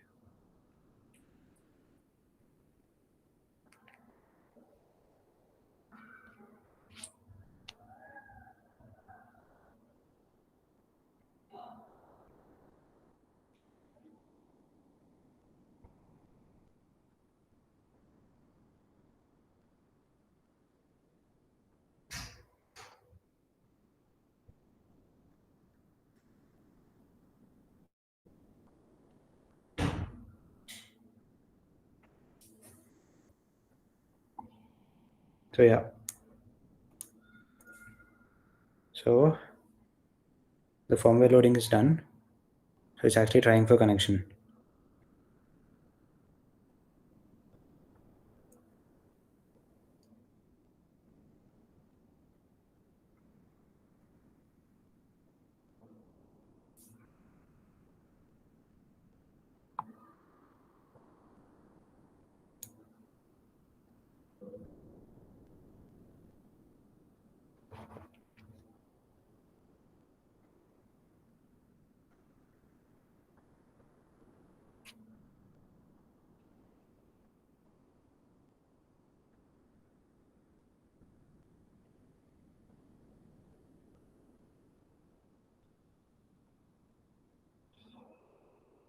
I think we just need to wait a bit more time. It should actually get connected immediately.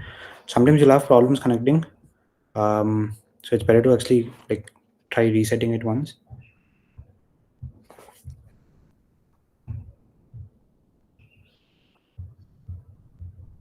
Okay, wait, I think we have another doubt.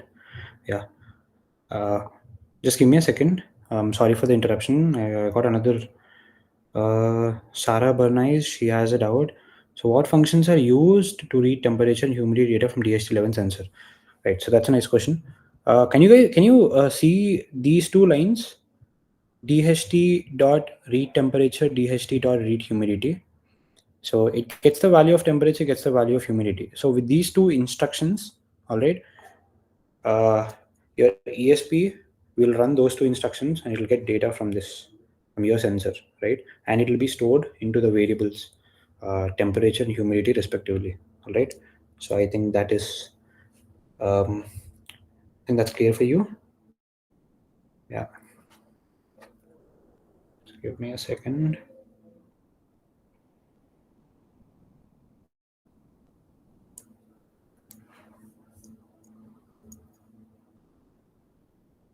Yeah. So now, so this is the hotspot I turned on, right?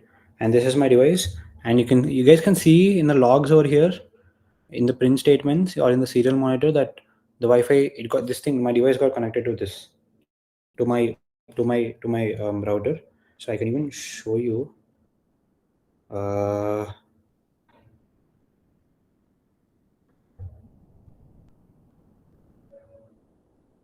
just a second.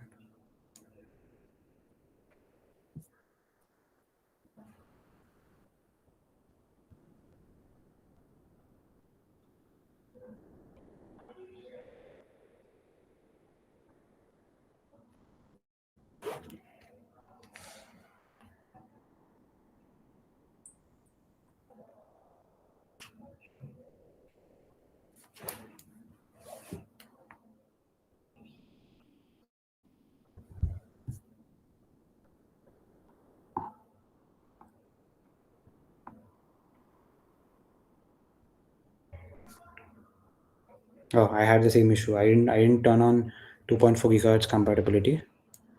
Yeah, right. So if you can see, this is the device connected device list, which is ESP32. That's actually connected to my router. All right, I think you guys can see this. Now this device is connected to this, and this is my router. All right, and if you can see in the logs, so now it's saying HTTP server started. So which means this is a server right now, and its operation is started, and this is your IP address. So basically, I told you, think of this as a router. This is acting as a router, and this thing assigns an IP address to this device over here. Now, if you see this IP address, all right, you copy it and go to any web page, any web browser of your choice, and just paste it.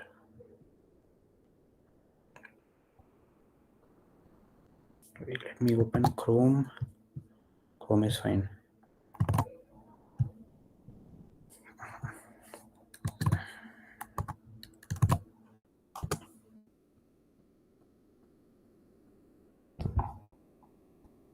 Just a second. Okay, wait, not open it here. Sorry for that. Just use another mobile phone.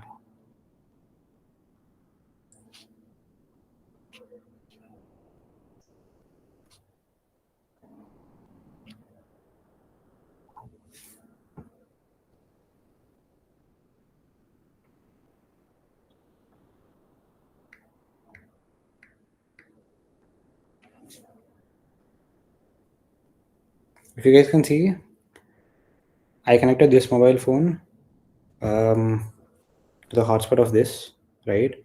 And then I connected this device to the same hotspot.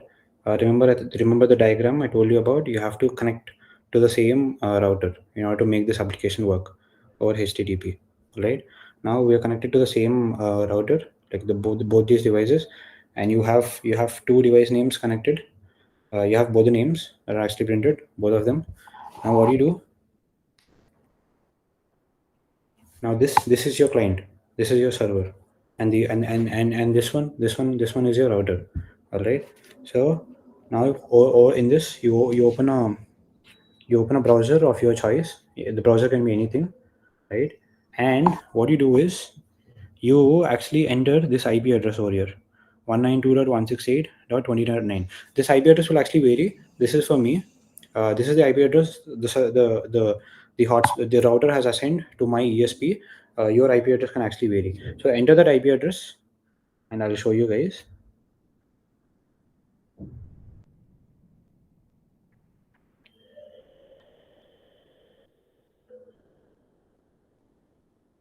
Yeah. So this is it. So this is how your output will actually be, right? So you can see, right, in the web page, the temperature, humidity being printed, right?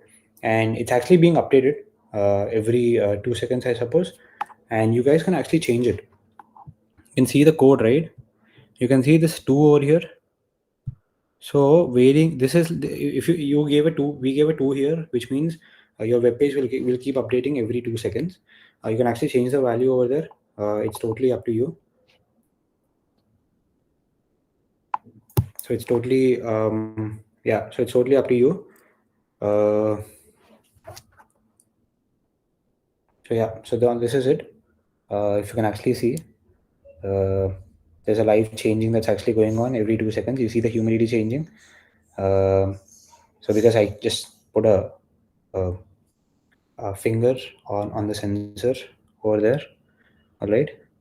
So you can actually vary the time by changing the number over there. So yeah, so now this is how this is. So you actually established comms, and yeah, so this is how it's working. So you built a basic data logger application of yours. So your client, your server, and then between your router. So and you're like constantly getting data. So constantly your temperature data is being logged onto your device. So now you can actually build this at home. Just keep this device in your room. Alright, you can just power this up with a battery. Keep this in your room, and you can just carry on your mobile phone like wherever you want. And then you can just constantly see what is the temperature and how is it at this particular time in your room. So yeah, that's one such nice and some cool application that you guys can do. So this is it. You guys have any doubts? You can leave a comment right away so that we can um, just talk about this stuff. Anything from your end? Anything that you guys didn't understand? Anything about how the application is and stuff? So I see that there are no comments coming up. So does that mean like, does it mean everybody understood, or did anybody did anybody uh, do a hands-on thing like with the ESP with the sensor and stuff? You guys can comment and see like let us know like how the output is coming from your end.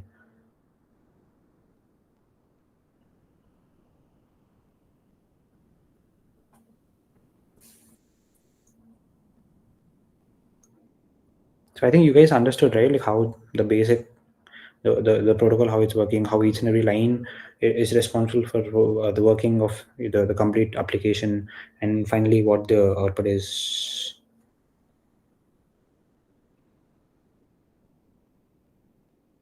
Uh, in future, possible ESP32 support 5 gigahertz. That's a nice question, Ayush Pandey. Um, Actually, I think yes. They might come up with 5 gigahertz support. I'm not sure actually. Uh, we actually are not sure whether because that is the choice of Espressif. So, but the other thing is, see, I'll be straightforward with you. Okay, the applications we build with ESP32, right? The data we send to the internet are hardly in bytes. Okay, they're like what 1 KB, 2 KB, kilobytes maybe, not more than that.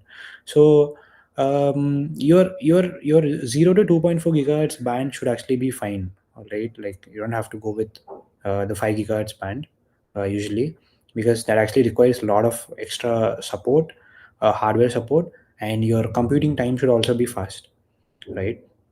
So 0 to 2.4 gigahertz should actually is actually fine for our applications. Yeah, but maybe in the future. So yeah. So and yeah, the other thing.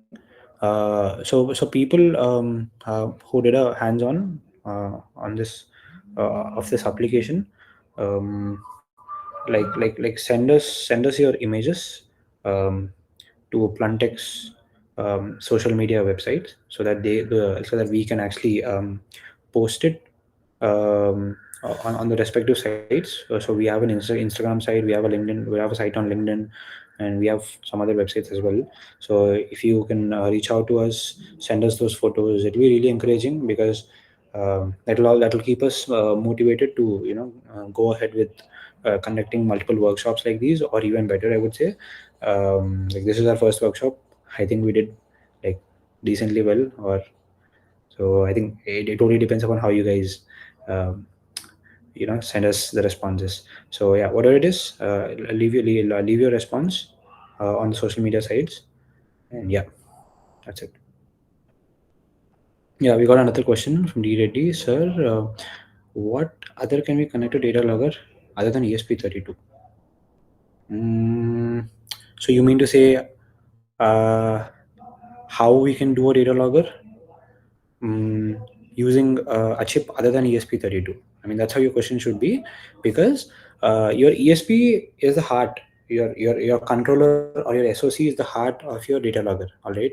So if you want to change this, so you have to ensure that you have a chip. Okay, that is first thing, that is a basic controller, and it has Wi-Fi functionalities, because this thing has an inbuilt Wi-Fi functionality. All right. If you see, I don't have to connect another hardware for Wi-Fi. If you use an Arduino board, right, what you have to do, you'll have an Arduino board over here, and then you'll have a separate hardware to give it Wi-Fi functionality.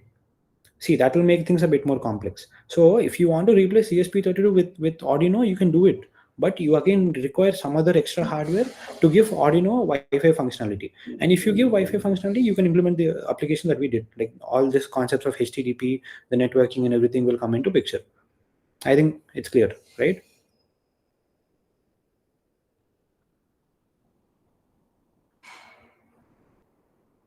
Yeah. So anything else? Do you guys have any other questions?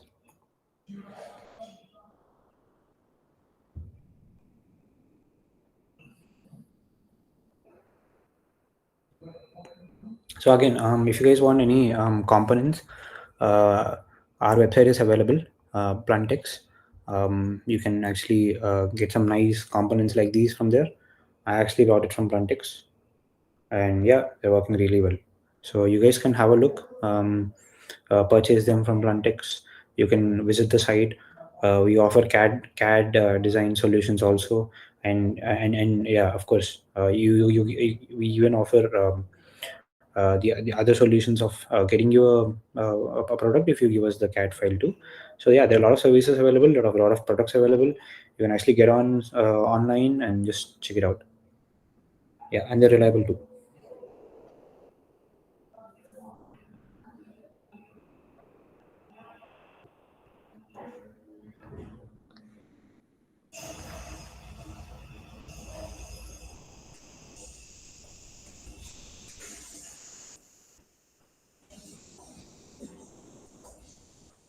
Max source current for ESP32. Hmm. So coming to that, see, whenever you guys want to measure the current consumption of not only ESP, of any other chip, it first depends upon one major factor, that is the clock frequency it's operating at. So someone asked about max source current for ESP32. Uh, and see, it depends on two parameters. All right. First, the number of cores inside the chip, and it even depends upon the clock frequency it's operating at. So if you ask me, this particular ESP board at 80 megahertz, 80, okay, at 80 megahertz, it will consume something around 20 to 30 milliamps at 80 megahertz, 20 to 30 milliamps. That is with your Wi-Fi turned off. If your Wi-Fi is turned on at 80 megahertz with your Wi-Fi hardware turned on, right, it will consume something around 70 to 80 milliamps. That is the max current, source current that this thing can take at 80 megahertz with your Wi-Fi turned on, because all the other hardware, they require very less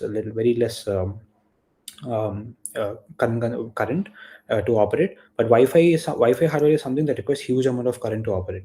So it takes lot of it's a current hungry device, I would say. It's not a very optimal solution, but yeah, that is it. So I think it consumes around 60 to 80 milliamps. I forgot the numbers. I measured it long time ago, like a year or 2 years ago. So you can actually measure it. Very simple. You learned it. I think you guys have learned it in your class 10, class 12. Just connect an ammeter. If you guys have a multimeter at home, uh, set it into ammeter mode, and then connect it to this, right, from the supply, the 3.3 and the ground supply in between that, and you can just measure it. If you don't have a multimeter, PLUNTX is again offering nice multimeters. You can get online and just see how like things are, right? Yeah, so we got some more questions. What microcontroller using ESP32? Okay, see, the complete name of your chip is ESP32. All right. If you ask me about the microcontroller in specific, or the cores inside the microcontroller, it's Extensa LV6, I guess. You can actually get to know more about this on their website. So, like, don't you know like don't think that exactly a microcontroller is being used inside ESP. So ESP is an SOC with of course uh, um, with certain cores. So basically the cores have names. It doesn't like the controller inside doesn't have a name. All right, the entire capsule, this entire capsule you can see, that is called ESP, and the cores inside this SOC, right? They're given a name, and the name is Extensa LV6. You can actually search it on the internet, uh, and I think you will get better information about it. What libraries are commonly used in Arduino IDE for programming the ESP32, which is a DST11 sensor? What libraries are commonly used in Arduino IDE for programming ESP32? Yeah, so see, it's very simple. I'll tell you the list of libraries you actually need. All right. See, first you need a Wi-Fi library. All right, so that you can interface your ESP32 which is inside this capsule with the Wi-Fi again inside this capsule. So for that you need the Wi-Fi.h library, and now in order to make this work as a web server, right? You need the web server library, and the most important library you need is DHT. Now, if you want to interface, this is your DHT, this is your ESP. And if you want to interface your DHT with your ESP, start communication between them and get data from your DHT so that your ESP can read it. If your ESP wants to get data from DHT, you have to go with this library in order to make all these things happen, which is DHT.h. And that is it. If you can have these list of libraries, you can get things working. All right. Yeah. So anything else?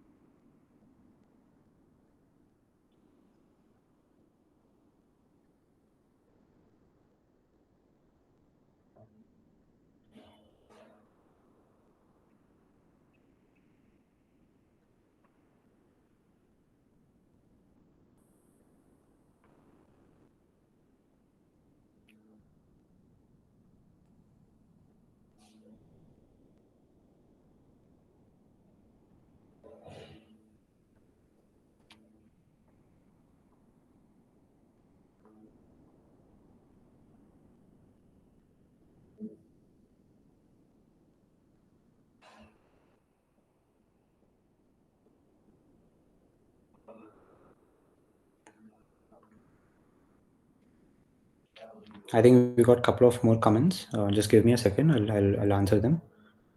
I think the other comments I just answered, I think they're clear. From Sarah Benais, Pineapple, and E Ready. You guys don't have to call me sir. You can call me Lalit. It's fine. Yeah. So Maria Jashwant, can we use Datalogger in home automation? Yeah, yeah. It's actually used in home automation. See, I'll tell you, there are like certain aspects of home automation. One aspect of home automation is about controlling your fans, controlling your lights, and everything. All right. The other aspect about home automation is you can create a data logger. This is one such thing you can actually use in your home automation system. You can actually monitor temperature and stuff. And the other thing, other aspect of home automation is you can actually integrate both of them. It's like based on your temperature, you can control the speed of your fan. So it's like you're combining both I won't say data logging, a temperature recording circuit, and your fan controlling circuit. You're integrating both these applications into one.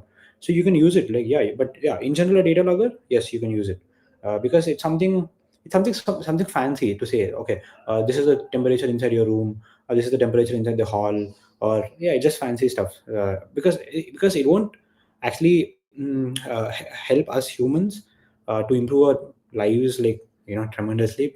But yeah, like, yeah, it's like some fancy stuff to do. Yeah. Yeah. So what is the next question is, what is the primary purpose of a data logger? Like, can we use any other component to replace data logger? See, the primary use I already discussed. Primary use in the sense, there are like a lot of real-time applications. If you can see in this slide, like see for example you own a pharmaceutical company, okay, and you're shipping vaccines from Mumbai to Hyderabad, for example. Now you want your vaccines to be stored under 0 degrees, right? If they cross 0 degrees for like 1 hour, everything goes into waste. Now you tell me, what do you require over here? You require a data logger, and you cannot replace its functionality with anything else, right? So it's simple. So it's like in certain things, yeah, data loggers are like they cannot be replaced. So it's like how your PC. Let's say for example, if you're a programmer, how you cannot work without your PC. In a similar way, certain things cannot be done without a data logger.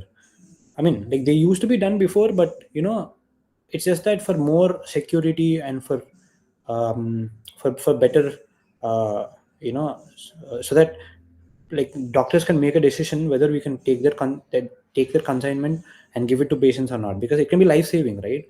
See, if you inject a vaccine like that has lost its properties to someone else, who knows if it can turn into a poison and kill that person. So, and even the food, like let's say you're transporting food, all right, from again from Mumbai to Hyderabad or some other place, and like the food, it actually crossed a certain temperature value where it gets to it starts to get rot, all right. And now without looking at the temperature stats, you simply use that food to just to feed someone. Like that's going to be life threatening, isn't it? So yeah, so it cannot be replaced. Like it just has its like really good and nice uses. I think it's clear. Yeah. Yeah. Next question is, which function is utilized to initialize the Wi-Fi module on the ESP32 for sending logged data over the internet? Yeah. So okay, fine. I'll get to the code.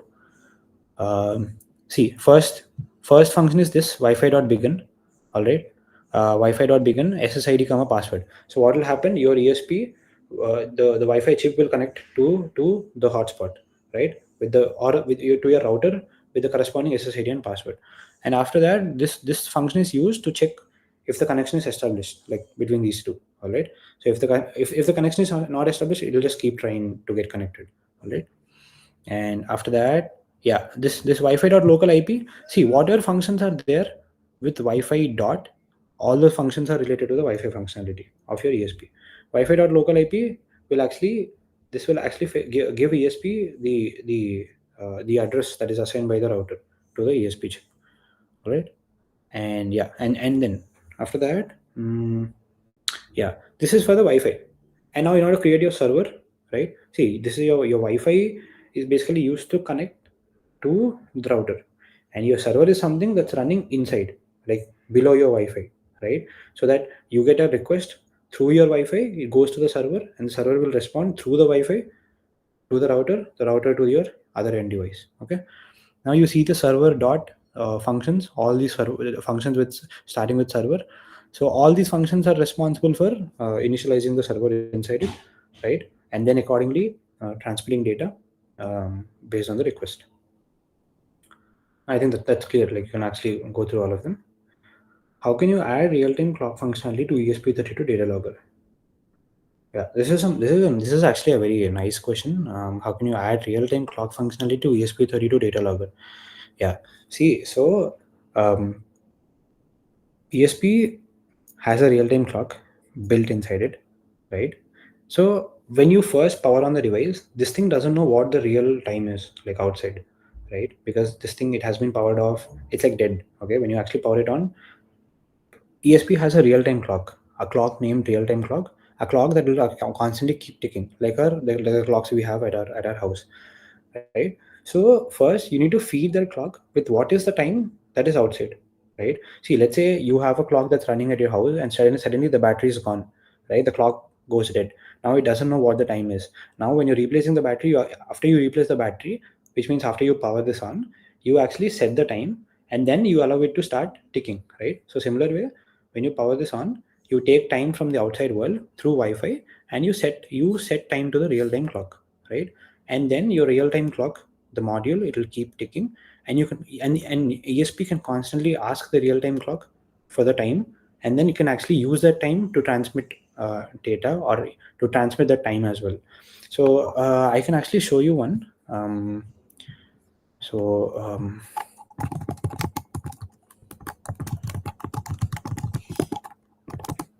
So if you can actually click this, so you have a lot of documents on this. Um,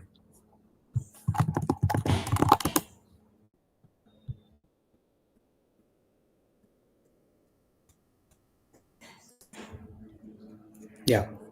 So if you actually like, if you can go through, yeah, if you can go through this,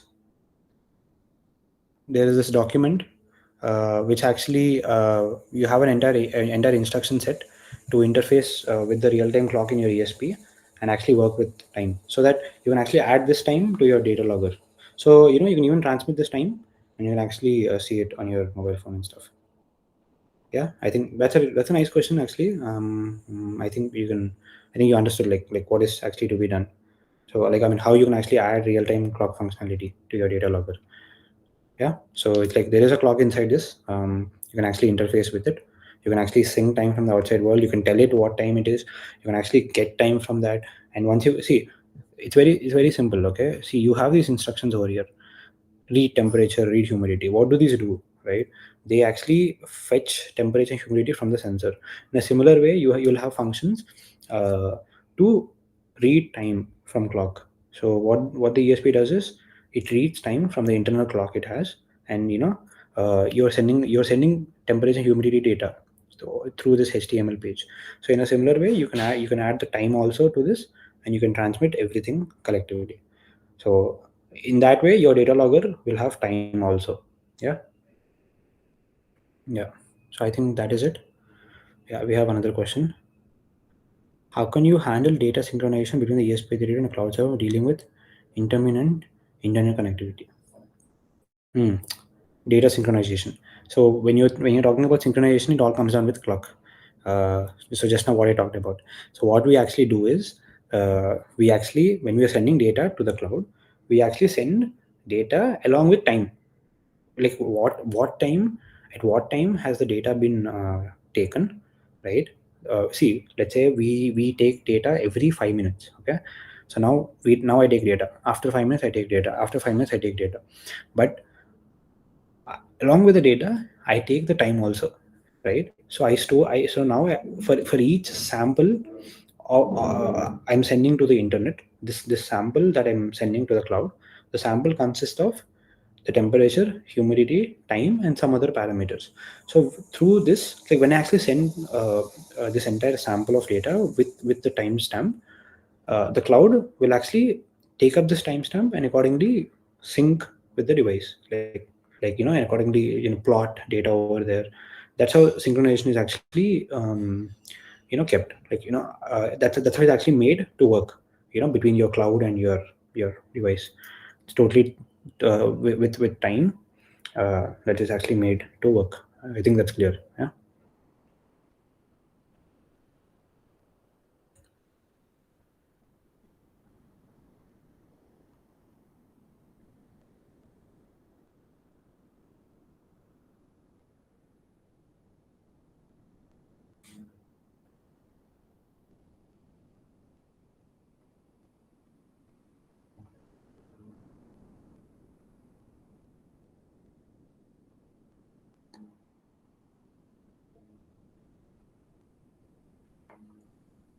Yeah, so I think that is it, guys. So thank you for your patience listening. So you can just purchase these components and you can just play around with them. So ESP is a very powerful SOC that's actually used by many startups and used by many companies across the world, right? So if you can, start digging up, this can also be a great way to start your embedded journey, right? You can actually start digging up and start uh, scaling up and learn things on your own, right? So it'll be a really it'll be a really great skill to actually acquire. um, and it'll be challenging, and yeah, it's nice. It's actually, yeah, like, so for people who are like passionate about embedded systems, this is a great way to go. So you don't only have to look at jobs as well, like there are a lot of freelance works available with this, so you can actually learn, get a good skill, and then just get on some works, and just keep getting yourself better and better. Yeah. Thank you. So Tejasvi will take on from here. All right. Yeah. So thank you for your patience listening. Yeah, that was an insightful session. Thank you, Mr. Lalit. Yeah, you're welcome. Okay, guys, hold on. Let me quickly reintroduce you to the PLUNTX, which delivers quality electronic components and alongside 3D printing and CAD designing services with delivery locations all over India. Now, the second part is the quiz for the giveaway. Here are most crucial guidelines to win it. 1. Answer all the 6 questions correctly. You will have 10 minutes of time to end the quiz. 2. Enter correct details of yourself. Let it be name or email ID so that we can contact you if you win. Also, you have to follow us on all our social media platforms. You can refer the below IDs or look into the comment box for links. So I hope you're all ready for the quiz. The quiz link is shared in the comment section. Just click on it.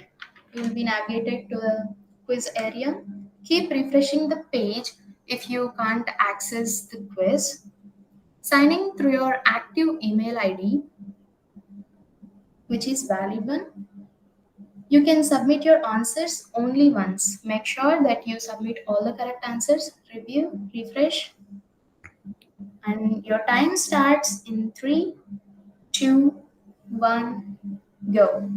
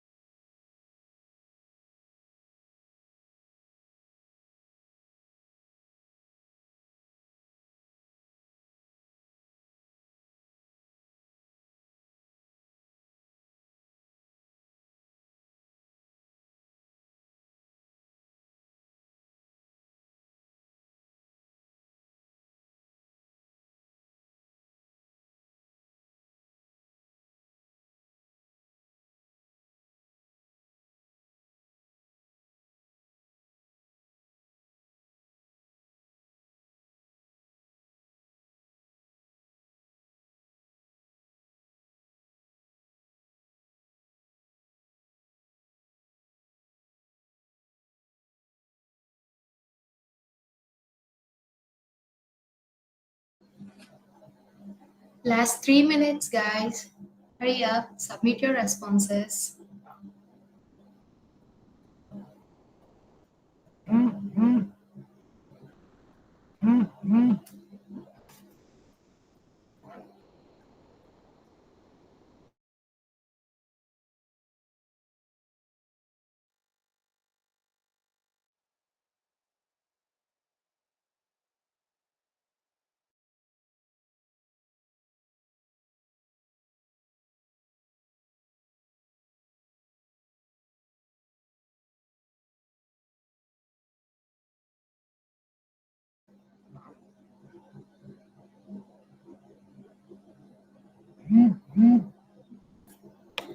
So we got response from Vignesh, from Pradeep, and from Kavya.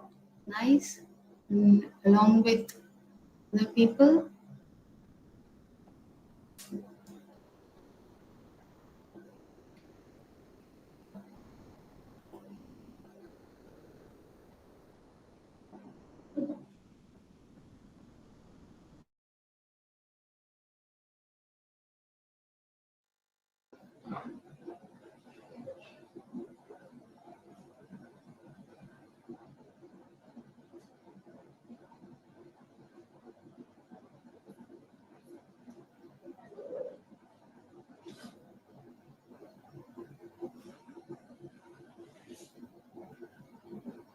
We got from Mr. Maya Jashwant, Ms. Kavya,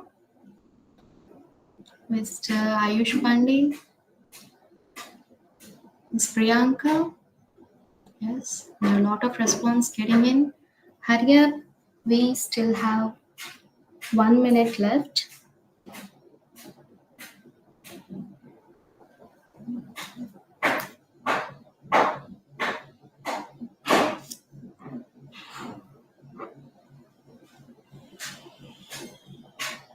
Okay, Miss Deepthi also just logged in her responses. Mr. Satya too.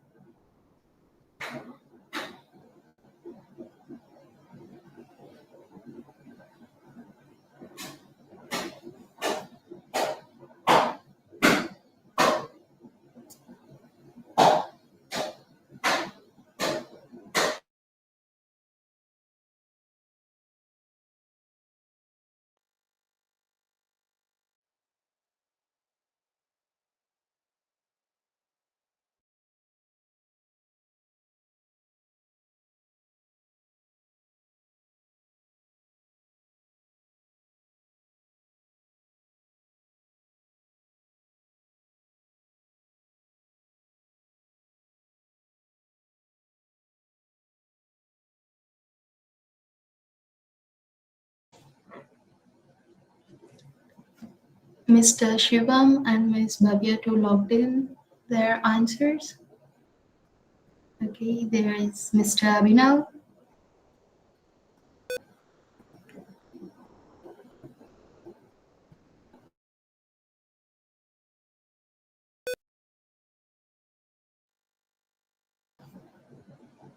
Yeah, someone said, can we leave after completing the quiz? Yes, you can surely leave. The time is gonna end in 5, 4, 3, 2, 1. There you go. Thank you guys for your active participation. The quiz has come to the end. Submit your quizzes if you haven't already. The results will be announced on PLUNTX social media platforms. Every month we conduct more such giveaways. Join us for more. Until then, stay tuned. Bye all. Have a good day.